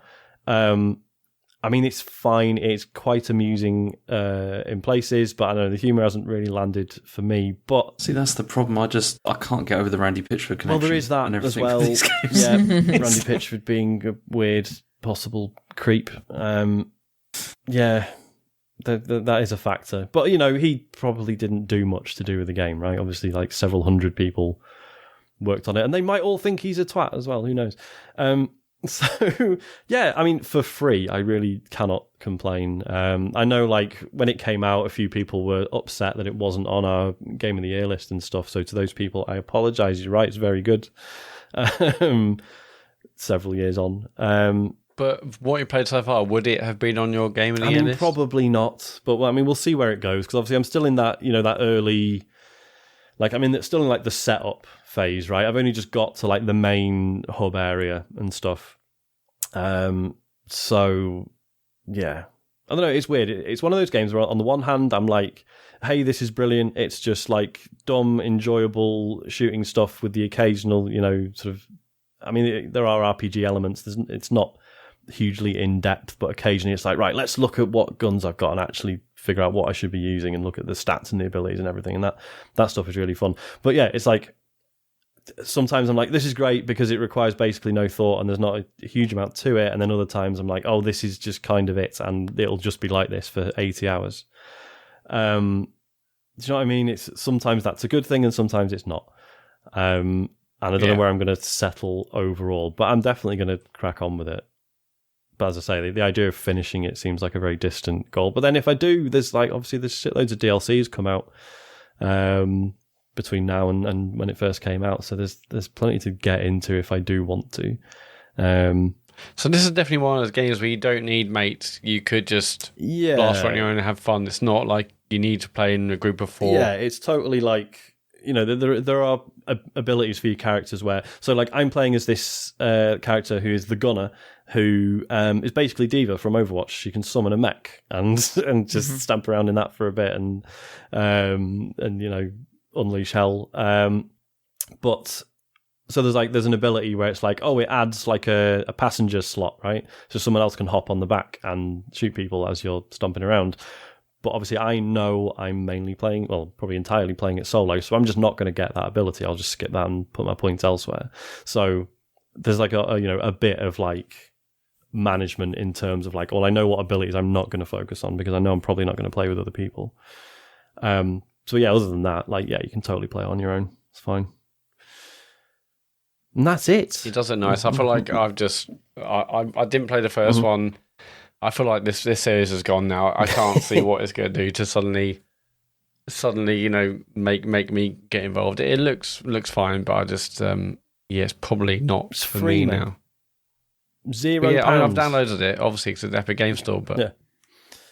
But that's about as far as it goes, Sean. All right. Fair dues. Right, that is it for what we have been playing. Let's do questions. If you want to send us a question, go to tcgs.co/Dear TCGS. Miriam Mendieta says, Dear TCGS Continental Breakfasts, there are health bars and, in the case of Batman and Sekiro, physical markings to indicate when your character is in poor health. Is there another way that video games could convey a character's deteriorating state? Keep up the tremendous work. It's easy, isn't it? It's the skull from Nightmare. I was going to say, the red borders is obviously the other big one. Yeah. But is there another interesting way of doing it? I don't know. I can't think of anything else. I mean, when I read this question, I thought, okay, I would basically want your entire character to change colour from like a standard healthy shade of whatever Green. it is to eventually going green or purple. Yeah. Maybe swelling up as well. Swelling up? Maybe or physically get bigger so as you start... take damage. Yeah, so maybe you start, say you're a human character, and you start just swelling up like you'll stay. When you say swelling up, this sounds really uncomfortable. Do you mean like are the clothes like shifting in size with the person, or are they actually like Hulk style bursting out of the shirt? That's what it sounds like. You said he turns green or purple and then it swells up. Are you just inventing the Incredible Hulk, Matt, and taking credit for it? Is that? Oh, is that not? I thought. It's like, yeah, and it could be like really angry, and that'd be... I hadn't thought about the clothes. Okay. I guess maybe clothes rip off, and then you're basically gonna pop. So you need to obviously make sure you get health before that. Fair enough. Wasn't there was that shooter that I don't think it was particularly good, Morphe's Law, where like it was like a team-based shooter, and it was like every time you killed someone, you got a bit bigger and they got a bit smaller. The idea being that like if you kill too many people, you're huge and easy to shoot. That sounds great. It does sound really good. And I remember laughing because the trailer wasn't like... The trailer was like... But it wasn't, yeah. I just remember the trailer. It was on like a Nintendo Direct or something, and it was like, showing footage from the game, and there was like, quotes from the press and stuff like splashed over the screen, and then one of them just said like 60-ish FPS. But yeah, I don't think it did very well, sadly. I mean, the Batman thing. So I think Batman doesn't like look more damaged like mid fight, right? It's just like through the course of an Arkham game, he sort of gets slowly more jacked up after a boss fight or whatever, right? So it's not like a moment to moment response to how much damage he's taking, I don't think. But I'm not sure. I haven't played enough of them. I do need to do that, really. They're well good, mate. The other way these games mostly do it is that they have, bits of dialogue where the characters are constantly talking to themselves about how messed up they are. You look like shit. Like, I can't believe you let all those people punch you, you idiot. Wow. Gotta get a health pack. While obviously killing people, though saying he hasn't killed anyone. Like, God, some of those takeouts are brutal. Yeah, man. it just throws people off buildings. Died. Yeah. Just going to break your arms and legs and then leave you in an alley full of criminals. You'll be fine. Yeah, I don't know. I don't know if there's another way of doing it. Oh, there was that Wolverine game. Was it on the Xbox 360 and PS3? It was that era, and it was literally like he just, as he got damaged, he just like he skin just fell off, and then his muscles, It and then was, yeah. you could just You end up literally be almost like a skeleton. Yeah, Yeah. it sounds terrifying. Because didn't they? There was That like sounds bad. I mean, that's basically the opposite of my one, where my true. dude would swell up, and then that one would just go physically the opposite diminished. way. Well- That was such a weird game because I never played it. I gather it was very good, but there was a weird because it came out around the same time as the Wolverine movie, didn't it? X-Men Origins Wolverine, and it was like, oh yeah, we've made this like PG Wolverine film and a game that's rated 18 because it's violent as fuck, and they just didn't market it. I think they just sort of left it to die. But right, Clint Driver says last week Sean told us that his son shit his pants, but it was his trousers that ended up in the washing machine on a hot wash. Suspicious. To be clear, I didn't just wash his pants in the washing machine on a 90-degree wash. I was like, well, I may as well chuck some other stuff in. That's how that happened. It got me thinking though, what gaming news or experience do you think would cause you to literally shit yourself? I don't know. I feel like my bowel control's pretty good. I don't think any. Yeah. Obviously, I am, getting older, here, but yeah. I don't think any gaming news could make me literally shit myself. Literally is a big word there. It It's is. doing a lot of carrying. Yeah. But like, it's just it a is. surprising piece of, gaming news. I don't know. It would have to be something that made me like personally nervous. Do you know what I mean? It couldn't be. Personally I love nervous, that. horrifying, upsetting. Yeah, like I don't know, like something that somehow Sean. puts pressure on me somehow. I don't know. Would some more detail about PlayStation games on their new service, make you feel like that? Yeah, if that news came out and it turned out we were totally wrong. Because I could give you some now because there's been a, Oh my a new god! update. Oh my god! Go on. Breaking news. Turns out Yeah. that the UK or the UK and PAL territories are getting 50 hertz versions of the games. You are so fucking kidding me. I'm not joking. Oh my god! How are everyone's bowels doing? Bowel update. I mean, I'm feeling a bit They're sick. fine, but, actually. They're fine. but fine, Fine, yeah. actually. Okay, good. Okay, just it's good to check these things. Um, So where are we with any game that we're like desperately waiting a sequel that's like been like 15 years? We've had, we had Duke Nukem, we had a Half-Life of sorts in Alex.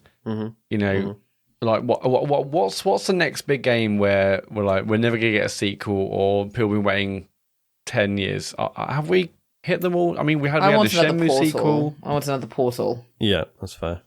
Final Fantasy VII, the remake part 2. Is that it? Yeah, but that is That definitely will happening. happen. Yeah. That will happen.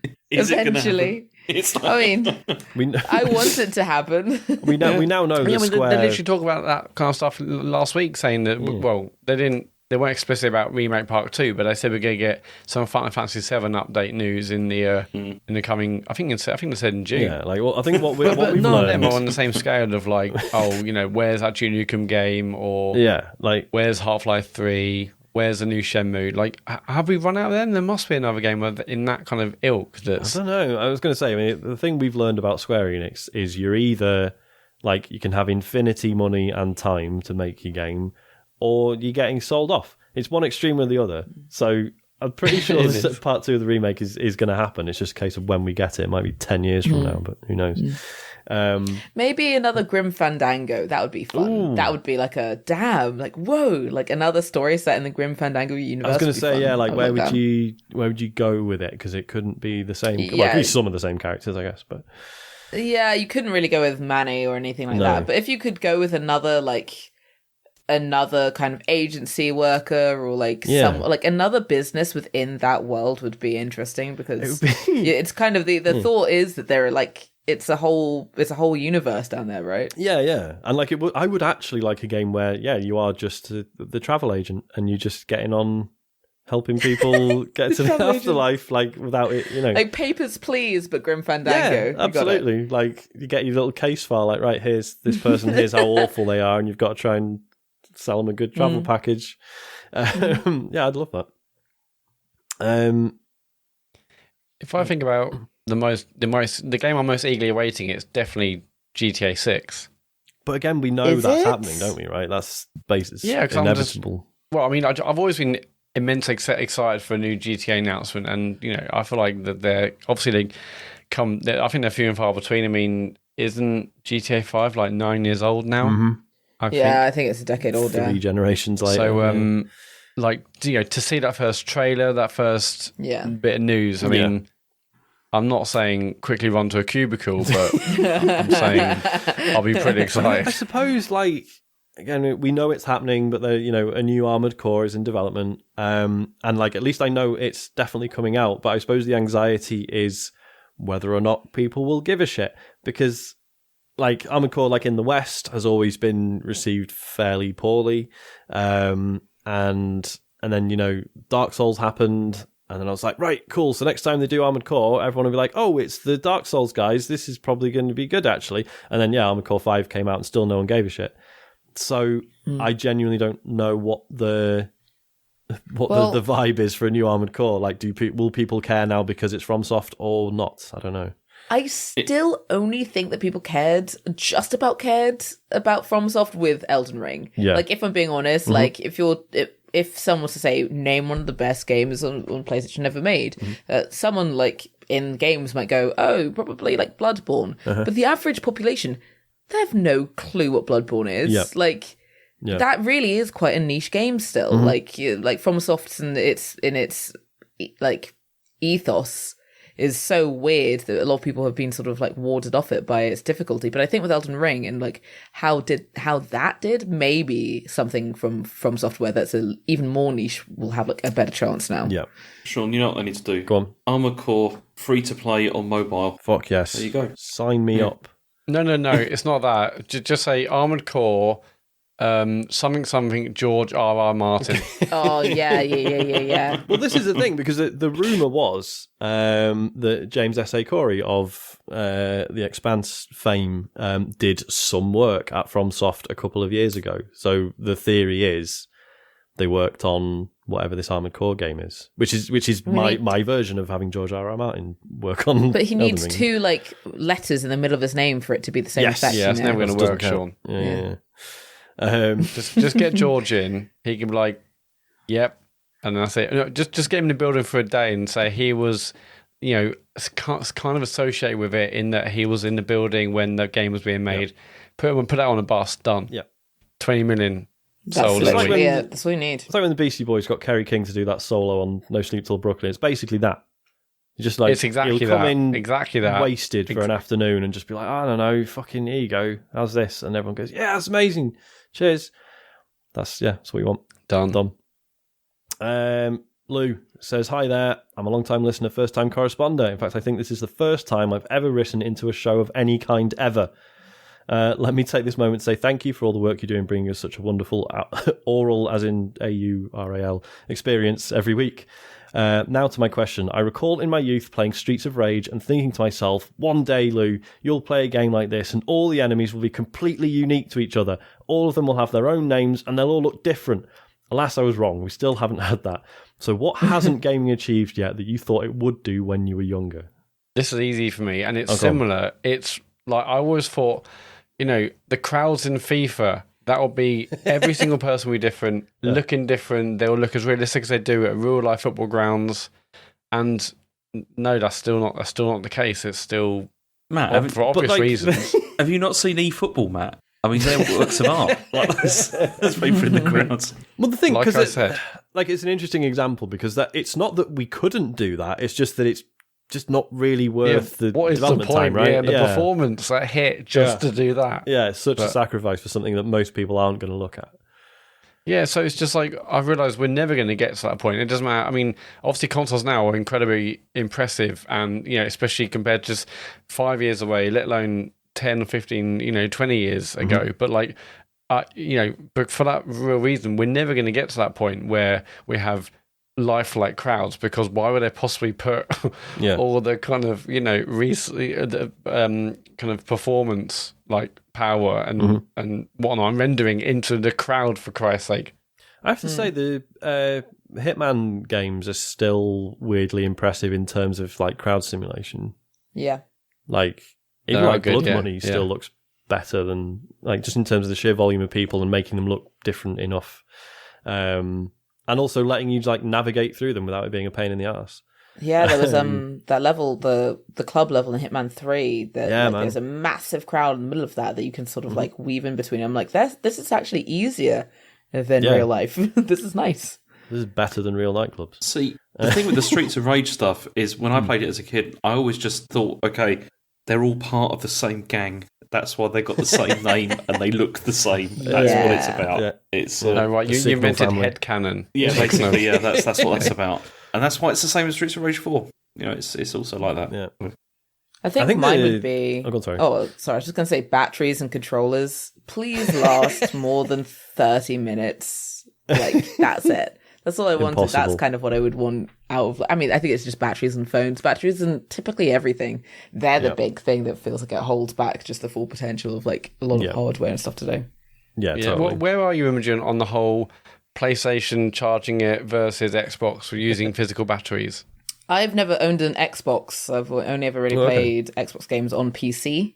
Though I do kind of want an Xbox because I do want to try it out. But I've always been someone who charged it because I grew up with PlayStations and Wii's and stuff, and that's always been kind of the thing. Like I haven't justified to myself yet the very single person thing of having a controller to play and then one to charge, and then swapping them out back and forth. That is, I will do that eventually, but I don't want to drop that much money yet on that experience.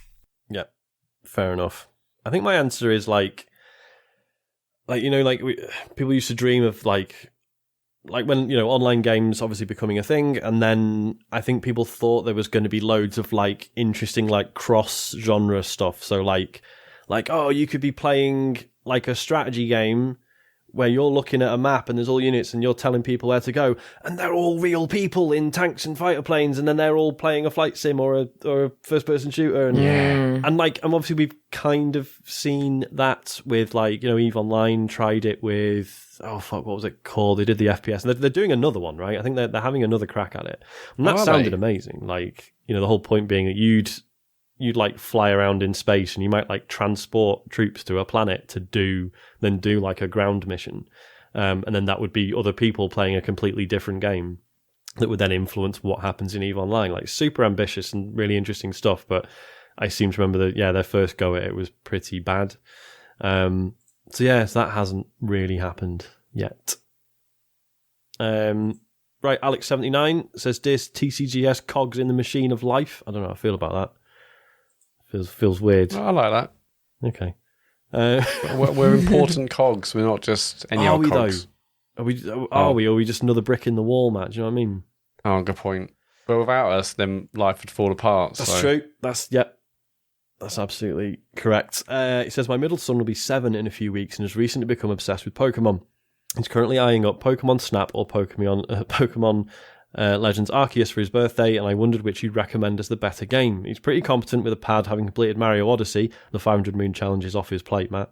It Takes Two, and the new Kirby, amongst others, so the controls won't be an issue, but as someone completely in the dark about Pokemon, I wondered if you'd recommend one or the other, or any of the other Pokemon games on Switch." I mean, it depends. Like, Pokemon Snap isn't really a Pokemon game, it's a photography game with Pokemon in it, which is fine. Probably still really enjoy it. But I think it relies less really on the nostalgia. This depends really on if he's okay with dialogue, lots and lots of dialogue. I mean, that's pretty standard no matter what, right? And they're all a bit like that. What do you mean? All Pokemon games, there's always loads of text to wade through, is there not? That's what I'm saying. Like, if he's played a Pokemon game before, then definitely play Arceus. But if he hasn't, then I'm just saying there's a lot of dialogue, especially at the start. Like, it's quite slow starting. But if that isn't a problem, then I'd go for that, definitely. Because it is good. Yeah, it is really good. It's just, it's interesting, as you say, because if you've played other Pokemon games, you can play Arceus and be like, oh, this is really different. Whereas if it's just your first one, like, it'd be interesting if his son plays Arceus now, and then, like, what are they called, the new ones? I've forgotten. The ones that are coming out later this year. Beeps and Boops. I don't know. Yes, Beeps and Boops. Yeah. Pokemon Beeps, Pokemon Boops. Yeah, that's it. That's I'm it. a Boops man, personally. Like, it'd be interesting like, because obviously we don't know how much of like the learning from Arceus is going to feed into those. I think probably quite a lot. But yeah, Arceus is currently kind of an outlier. But then, yeah, to a 7-year-old who's never played a Pokemon game, that will not matter. I think you'll have a great time with both. But yeah, Arceus is like an actual going around catching Pokemon and doing battles with them game, whereas Pokemon Snap is purely photography. Yeah, the only other two that I would say would be worth considering probably would be like, is it Brilliant Diamond, Shining Pearl? But there's also the Let's Go Pikachu, which is kind of like that's right. the kind of the first game, but not, and a little bit kind of easier in terms of like, well, as far as I've not played these, but I've heard it's a little bit easier on those things. Let's Go is great. I mean, yeah, my son played that, and it was his first. I guess it was kind of his first actually, like sort of Pokemon game that he played, and he loved it. He still plays it from time to time now. It's it's very good. Cool. Would you say he prefers that over Arceus? Yes, definitely. Really? He prefers the. So this is the weird thing, because he prefers the traditional style actually over all the 3D stuff, which is strange. But I suppose, because it, like if you're 7 years old now and you've got obsessed with Pokemon, presumably through watching the shows and stuff. Like you want to play the game where Pikachu's your best mate, right? Yeah. Whereas Arceus will be like, here's some other Pokemon you've probably not heard of yet. You've literally just unlocked a bit of my brain that I did not realize I had by saying that, because I remember playing the original. I played Red or played Emerald, like one or two, like one or the other, and I was severely disappointed as a child that Pikachu wasn't just there. Yeah. Pikachu should have been just there. You need to get yellow. Because that's why they made yellow, wasn't it? Like, and he follows you around on the screen the whole time. Right, I think there was an answer in there somewhere. Maybe look at the Let's Go ones. I mean, so there's Let's Go Pikachu and Let's Go Eevee, right? Yeah, that's right. Yeah, there are two. Eevee's my favourite personally, but whatever. Yeah, I'm Team Eevee. Yeah, mate. Sam and Neil says, like a lot of people, I'm a big fan of fish and chips. What's your favourite takeaway dinner? That's a good question. We never really talked takeaway on here, have we? It's weird when I wouldn't class fish and chips as takeaway, even though technically, like, literally is what it is. I know what you mean. When I think takeaway, I think like delivery. Yeah, and I would always pick up. Yeah, it's fish and chips. You always have to go and pick it up. You do pick up at fish and chips, don't you? You don't get that delivered. And they don't take cards. They never take cards. And so then you have to walk down the street and try and find an ATM, and it's really irritating. There's that, and there's the fucking opening hours of Chippies. What is that about? Don't get me started, Sean.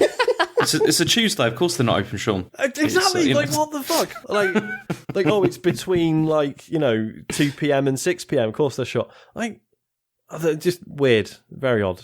Is Tuesday the day they go and catch the fish? What is that about? Definitely. Yeah, that's what happens. Yeah. Chinese for me personally. But I don't think there's any takeaway I don't like. I mean, I'm terrible with spicy stuff, so if we're getting Indian, I'm like, yeah, can I have a korma, please? Can I have some naan? Yeah, loads of naan, just to soak it up, Can I have an omelette? Yeah. Do you do trifle? You say that. There's a waffle place opened up near us, and it's like a sweet shop in general, right? But I think they do like waffles and hot dogs and stuff. And yeah, occasionally I'm just like, sometimes on a Sunday morning, I'm just like, are they delivering now? Because I could just get a shitload of waffles for breakfast. But then again, they're never open when you want them to be. Useless. Annoying. I mean, if any takeaway, it will be curry, but yeah, me too. But Jill isn't a huge fan of spicy stuff, and generally we have like takeaway if we do it as a family rather than it just being like Jill and I. So, and Elodie, she's starting to like a little bit more spicy stuff, but still nowhere near like what it needs. So we generally just do Domino's because everyone likes that. It's depressing. You can't really go wrong with Domino's. And I hate that that's a fact. We've got other arguably better quality pizza places nearby, but they're sort of more traditional, like Italian style. Whereas Domino's is like, can I have one that's absolutely huge and basically is dessert but with meat on it? Like it's horrendous. That I will regret in a couple of years' time. Yeah. Make sure you drink a pint of water before you eat it, or else you're going to die. So yeah, but yeah, you can't beat it sometimes. Unfortunately, As long as it is just sometimes, yeah. Yeah. Hmm. Yeah. How about you, Imogen? Unashamedly, normally like chicken, but not a very specific type. Like there are like, is it Pepe's, like grilled chicken, like you can get in the UK, where they just basically put loads of like really nice spicy like sauce and some freshly grilled chicken. That's really good with chips. Or like, there's no like, because I live relatively out in the sticks, there are no good like chicken shops. That's just not a thing. Like I have to go to Manchester or Chester for like good chicken. Yeah, stuff, I mean, good chicken is like just kind of my kryptonite. Like, I mean, fried chicken as well with a bit. I had Korean fried chicken quite recently. Like, it's so good. So just like chicken based things normally. But otherwise, if I was just talking I say a region. China's not a region, but you know, Chinese would probably be it. A massive region. It's a big old region, the biggest. Rogie says, I've recently been engaging a little DIY, removing a wall from my back garden. All was going well until I hit the end of my index finger with a lump hammer. Ow. The bone at the end of my index finger is now in several pulverized pieces. Christ. Apart from being rather sore, this is my right bumper, right trigger finger, which led me to thinking... The real news Which here. led me to thinking, as I lay on my back lawn screaming in agony, have any of the TCGS chaps ever had a game-threatening injury, and how did you manage? I did have, actually. Recently I did. Because when we moved here, I was obviously putting loads of things together, and I did something similar where I dropped like something on my fingers. Oh shit! And I did the whole thing where how do you drop something on your fingers? No, I was lifting. Did you throw it in the air? No, I was things lifting down. I was lifting up something that I then had to put somewhere else, and then it slipped, and then it fell on my fingers. I thought you meant you were holding an object in one hand that you dropped onto your other hand. It was a kitchen work surface. It was really heavy. Fair enough.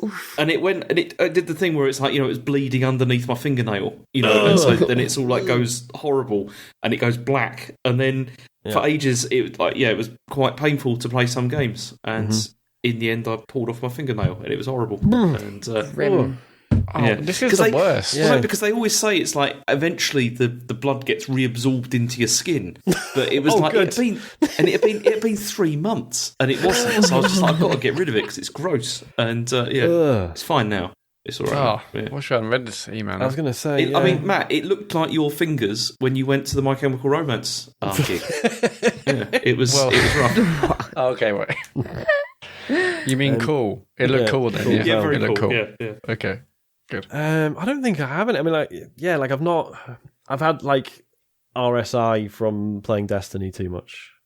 Yeah, RSI, that's the only one I've really had. Yeah. But beyond that, like I've not injured myself doing something else and then being like, oh shit, this means I can't play whatever. That's never been a thing.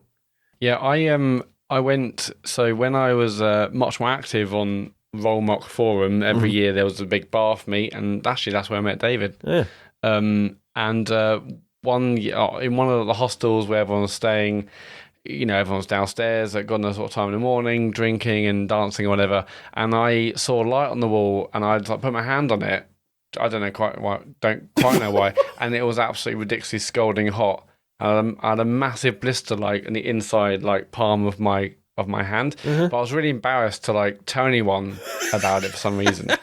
And we were driving back from there with like my friends like Lizzie and James, and then we stopped at Lizzie's parents on the way because they were kind of midway, and it was only then that I kind of revealed, look at my stupid hand with like the massive blister right in the palm of it, like it's an Oasis lyric. And but yeah, that basically meant I couldn't play games for a long while. Did you tell them how you did it, or you're like, oh, it was on a stove?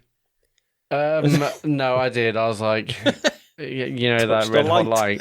I mean, but why was there literally a scalding hot light on the wall of a hostel where in like this like that does sound like a regs dungeon issue area where everyone was like, it was like that. I mean, I couldn't have been the only person to do that, but I don't know. Clearly, I think you might have been. Well, maybe everyone else was like, don't go near that scalding hot light. I'm like, what? What? That fucking light? Yeah. What a silly idiot. Have you got any Imogen, or is it just the RSI business? Just RSI, when I was doing like a load of archery and kickboxing at the same time, my like wrists basically just started going. And at that time, I didn't play a lot of games anyway. But just holding a controller at that weird angle, because I didn't play PC even, that was kind of just it. My nails have been too long to game. That's been a bit annoying. I do wonder nails get how really long. Yeah, I do wonder like how people manage who grow the nails, or obviously get the nails done or whatever. I'm really weird about the length of my nails. I trim them like every 4 days or something. It's ridiculous. Gosh. Like I can't stand the sensation of like my nails touching the keys. It feels weird. Really? Yeah. Well, because I play I still play like guitar and stuff. It never really was an issue until like I kind of like took a break from that stuff, and then my nails would sometimes get in the way, and that would be it. Or like when moving your thumb across like a D-pad or whatever, your nail would hit like square when you're hitting X. So like sometimes that happens, but that's not really an injury. That is just my own fault. You see, because my dad plays acoustic guitar, and he grows his thumbnail, but just his thumbnail. So he always has quite a long thumbnail and then trims the rest. It's weird. Like, I get it from a practical point of view, but it's weird. Yeah, I get it. You do see people with like long nails on certain fingers, and at one point when I was young, I was like, what the fuck's happened there? But then I realised, oh no, they're probably to play guitar. Yeah, that's often it, actually. But there's often some, Imogen, where they don't play guitar. And they're the ones you have to be careful about. My God. Yeah, I mean, these are notes I'll be taking when I go outside of my house.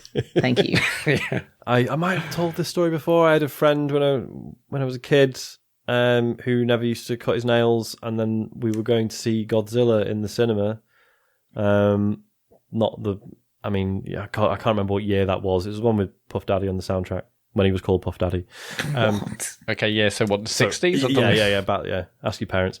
And he as he closed the car door as we got to the cinema, he like caught one of his nails in it, and he like half pulled it off, so my mum had to take him to A&E while the rest of us went to see Godzilla.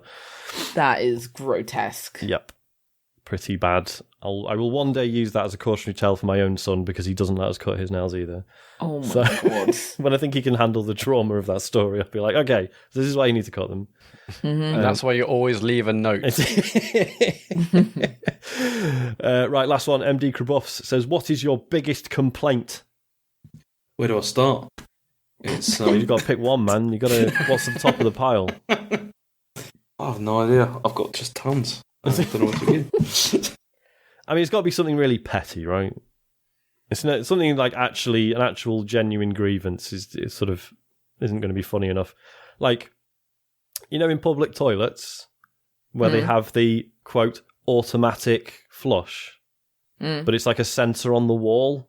Yeah. I'm like, well, that's not automatic. That's just a different kind of switch to make it flush that I have to use. Petty. I have to use it on purpose, right? It's not automatic. So petty, I love it. Every time I see one, I'm like, it's not automatic. So you're also expecting the toilet just to know when to flush. Yeah, when I stand up. When it gets it wrong and you're still sat there, that's awful. Yes. That's true. The worst. Because some people do wipe standing up. I think they're a disgrace, but they do it, and that would cause problems, wouldn't it? This has been a disgusting podcast. Yeah, sorry about this image. It's not normally like this. I've enjoyed it. When I read this, I read that as like, what's the thing that people complain most about you? Oh, I see. But no, I think I read that wrong. I think that says a lot about me. I was going to say, I mean, for me, it's mostly things that I now recognise as ADHD symptoms. So that's, I think I don't know. I'm going to interpret this not like a complaint about general life, but I'm going to interpret it in one of my favourite subjects of conversation. Icks. Do you know what icks are? Oh, yeah. When you get the ick. Yes. Yeah, you get the ick. I had one kind of recently where a guy was in my kitchen cutting pizza wrong. How was he doing it wrong? He was doing it weird and with a knife in a bad way. Okay, so he's using a knife. There. That's okay. Because I was he was really using worried. a knife, but he was like hacking the pizza. Is it one of those things where you're just like, what are you doing? It's like, I went to having a chat, and I looked at the way he was treating this pizza, and I was like, why was I ever attracted to you? Like, you see, I was getting anxious because I'm a big believer in using scissors on pizza, and I was worried you were going to be like, oh, he's using fucking scissors like some sort of pervert. We're talking kind of an oblong pizza, right? Right. And so I still cut it like kind of into slices, in wedges, down the middle, and then into like again a few sides, and then ate only the middle pieces. And when I brought out QP mayo, he was like, "Do you have any other mayo? This one's too yellow." And it was like a plethora of icks. So many. My God, that's a lot of red flags. I mean, the way he's cut the pizza is I've definitely seen that I've done before. I've seen it, but he also like I'm not talking like like putting the knife down and pressing down onto it to get it through the base. I'm talking generally like holding it with one hand, raising it, and like slashing downwards into the pizza once. Oh, what? Oh, that is weird. Like, ring the police. Yeah, that's the only option there. I thought you were going to say it's more like kind of ripping it or tearing it rather than using the knife, but what you've just described is way worse. Yeah. So that's my biggest complaint of like recent memory. Someone doing that in my kitchen, and when I offered to cut it for them, being like, no, I've got it. Don't worry. It's like, no, you demonstrably I've not got it. Let me do it. No, don't worry. I've destroyed a fair few pizzas in my time. I know how to not do this. Yeah. We had a constant issue in our house is the butter or margarine, whatever. And we get Lurpak, which I think is like 50-50, whatever. Jesus, someone's earning. Yeah, mate. All right. Well, I was going to add an extra detail, but it just makes it even worse. We've switched to Waitrose's own now. Okay. We've all had a drink. So I'm really neat in that I will take like one swipe from one side of the tub, and then I will turn it round and take a swipe from the other side. So it creates like a little peak in the middle, right? That's probably me being weird. Whereas Nu will just fucking hack away at it. She doesn't give a shit. Which I can't stand. And I've recently found out it is a thing that some couples will just buy 2 tubs of butter or margarine or whatever they use, and they have one each. So I think that's fair enough, actually. I think that's fair enough. It's like when you hear about... In today's economy? Well, there is that. Oh, in today's economy. It's like, when you hear about married couples who sleep separately, and you're kind of like, what, we all suffer really badly from snoring, right? So we've all had to sleep separately from our partners at times. But you're like, do you know what? Not for me long term, but I can see why people would do that. And this is me with the 2 tubs of butter now. And no, I mean, for me, like when we got married, part of our vows were that we always share the butter. Yeah. So we wrote our own vows, whatever, just get over it. Same tub of butter. The Lurpak was mentioned, and we're like, to death us do part. Yeah. Something Lurpak. Yeah. So I wouldn't ever do that. Fair enough. No way. I can't think of a biggest complaint. I mean, there's probably just so many, but I think you have nailed it there. I don't need to go any further. I think we should probably call it a night. Do you want to do the socials, Matt? Absolutely, yes. So, so there'll be a patron bonus show out this week. We promise we'll definitely record it. And the current plan is for us to do a talks over of the Games Master Gore special this Saturday. If you're on £8.50 and above Patreon, there'll be an email out in the week with information about how to watch it live with us. And if you want to support us and to watch it live with us, go to patreon.com/TCGS and you can support us in various different tiers over there. Streaming wise, this Thursday, Sea of Friends is back, of course. Last week, Sean was with Ian Lee. And this week, Sean, who are you with? I don't know. I'm in talks with someone whose name I don't want to mention in case they pull out. Oh, big celeb. Well, I mean, in our circles, yeah. But basically, long story short, he's going to have a very bad day at work. So he said he'll either be in no state to do it or it might be exactly what he needs. So keep an eye on Twitter. We'll figure something out. Okay, well, either way, something will be happening Thursday at 9 on twitch.tv/TCGSCO. But Friday, James is back streaming. And James, it says here, you're streaming the game Who Pressed Mute on Uncle Marcus. That's right. Yeah, that's what is that? It's another one of those like FMV style games I love Wales Interactive. And excellent. So I'm going to be playing that because I've heard reasonably good things about it, that it's actually quite a good one. So I'm going to play that. Yeah. Nice. So they're both on twitch.tv/TCGSCO. If you miss them live, then just search for TCGS on YouTube and all the VODs are up on there. But if you are going to watch it live and you've got an Amazon Prime account, connect that to your Twitch account and you get one free sub every single month. Go over to our channel. We'd really appreciate it if you went over there and gave us your free monthly sub. So thank you to those that do. Remember, it doesn't auto-renew, doesn't notify you either. So if you've done it in the past, maybe a couple of months ago, we'd love it if you went back over there and did it again. Patreon, I've mentioned, so I can take that off. Epic Game Store, if you're thinking about buying any of the games maybe we mentioned earlier. In the sale, there's a sale on. There's a sale on. There's a fire sale on. Go over there, enter creator code TCGS at checkout. If you're getting like V-Bucks or some Rocket League stuff or whatever you want to get, console or PC, enter the creator code and we get a small kickback. And tcgs.co is the website where there's links to buy the final few remaining TCGSCON tickets. There's our store for like merch and that. Links to our beautiful Discord, socials. I think I've probably named it all. Yeah, there you go. It's enough, and it's enough to be getting on with. That's more than enough, I think. Probably too much, really. Right. Imogen, thank you so much for joining us. Thank you so much for having me. This has been an absolute pleasure. Ditto. Been lovely. I think Dave is back next week. He's not really said, and we're not pressuring him. I think so, yeah. We'll see. Who was that? James, were you going to say something? No. I thought I heard you do it like that. No. Just make it okay. Cool. I'm just hearing things. I guess before we do go, Imogen, is there anything you want to tell everyone about, like your Twitter or your Twitch or anything else at all? Oh gosh, my Twitch where I stream is Momento with A0 for the first O. You can see my tweets on Imogen Mellor. And otherwise, that's it. Just read my things on PC Game and be nice to me, please. Definitely be nice to her, definitely. Imogen, I'm really nice. Do you or have you ever played Sea of Thieves? I have a couple of times. Okay, that's enough. At some point you will get badgered to join me on a Sea of Thieves stream. Sorry. Absolutely. Cool. That would be a pleasure. On the list. But yeah, thank you so much for joining us. Thank you, the listener, for listening to this. Well, as I say, there'll be Patreon stuff going on this week, but if you're not asked, we'll see you on the show next week. Thanks for letting us be natural. See you next week.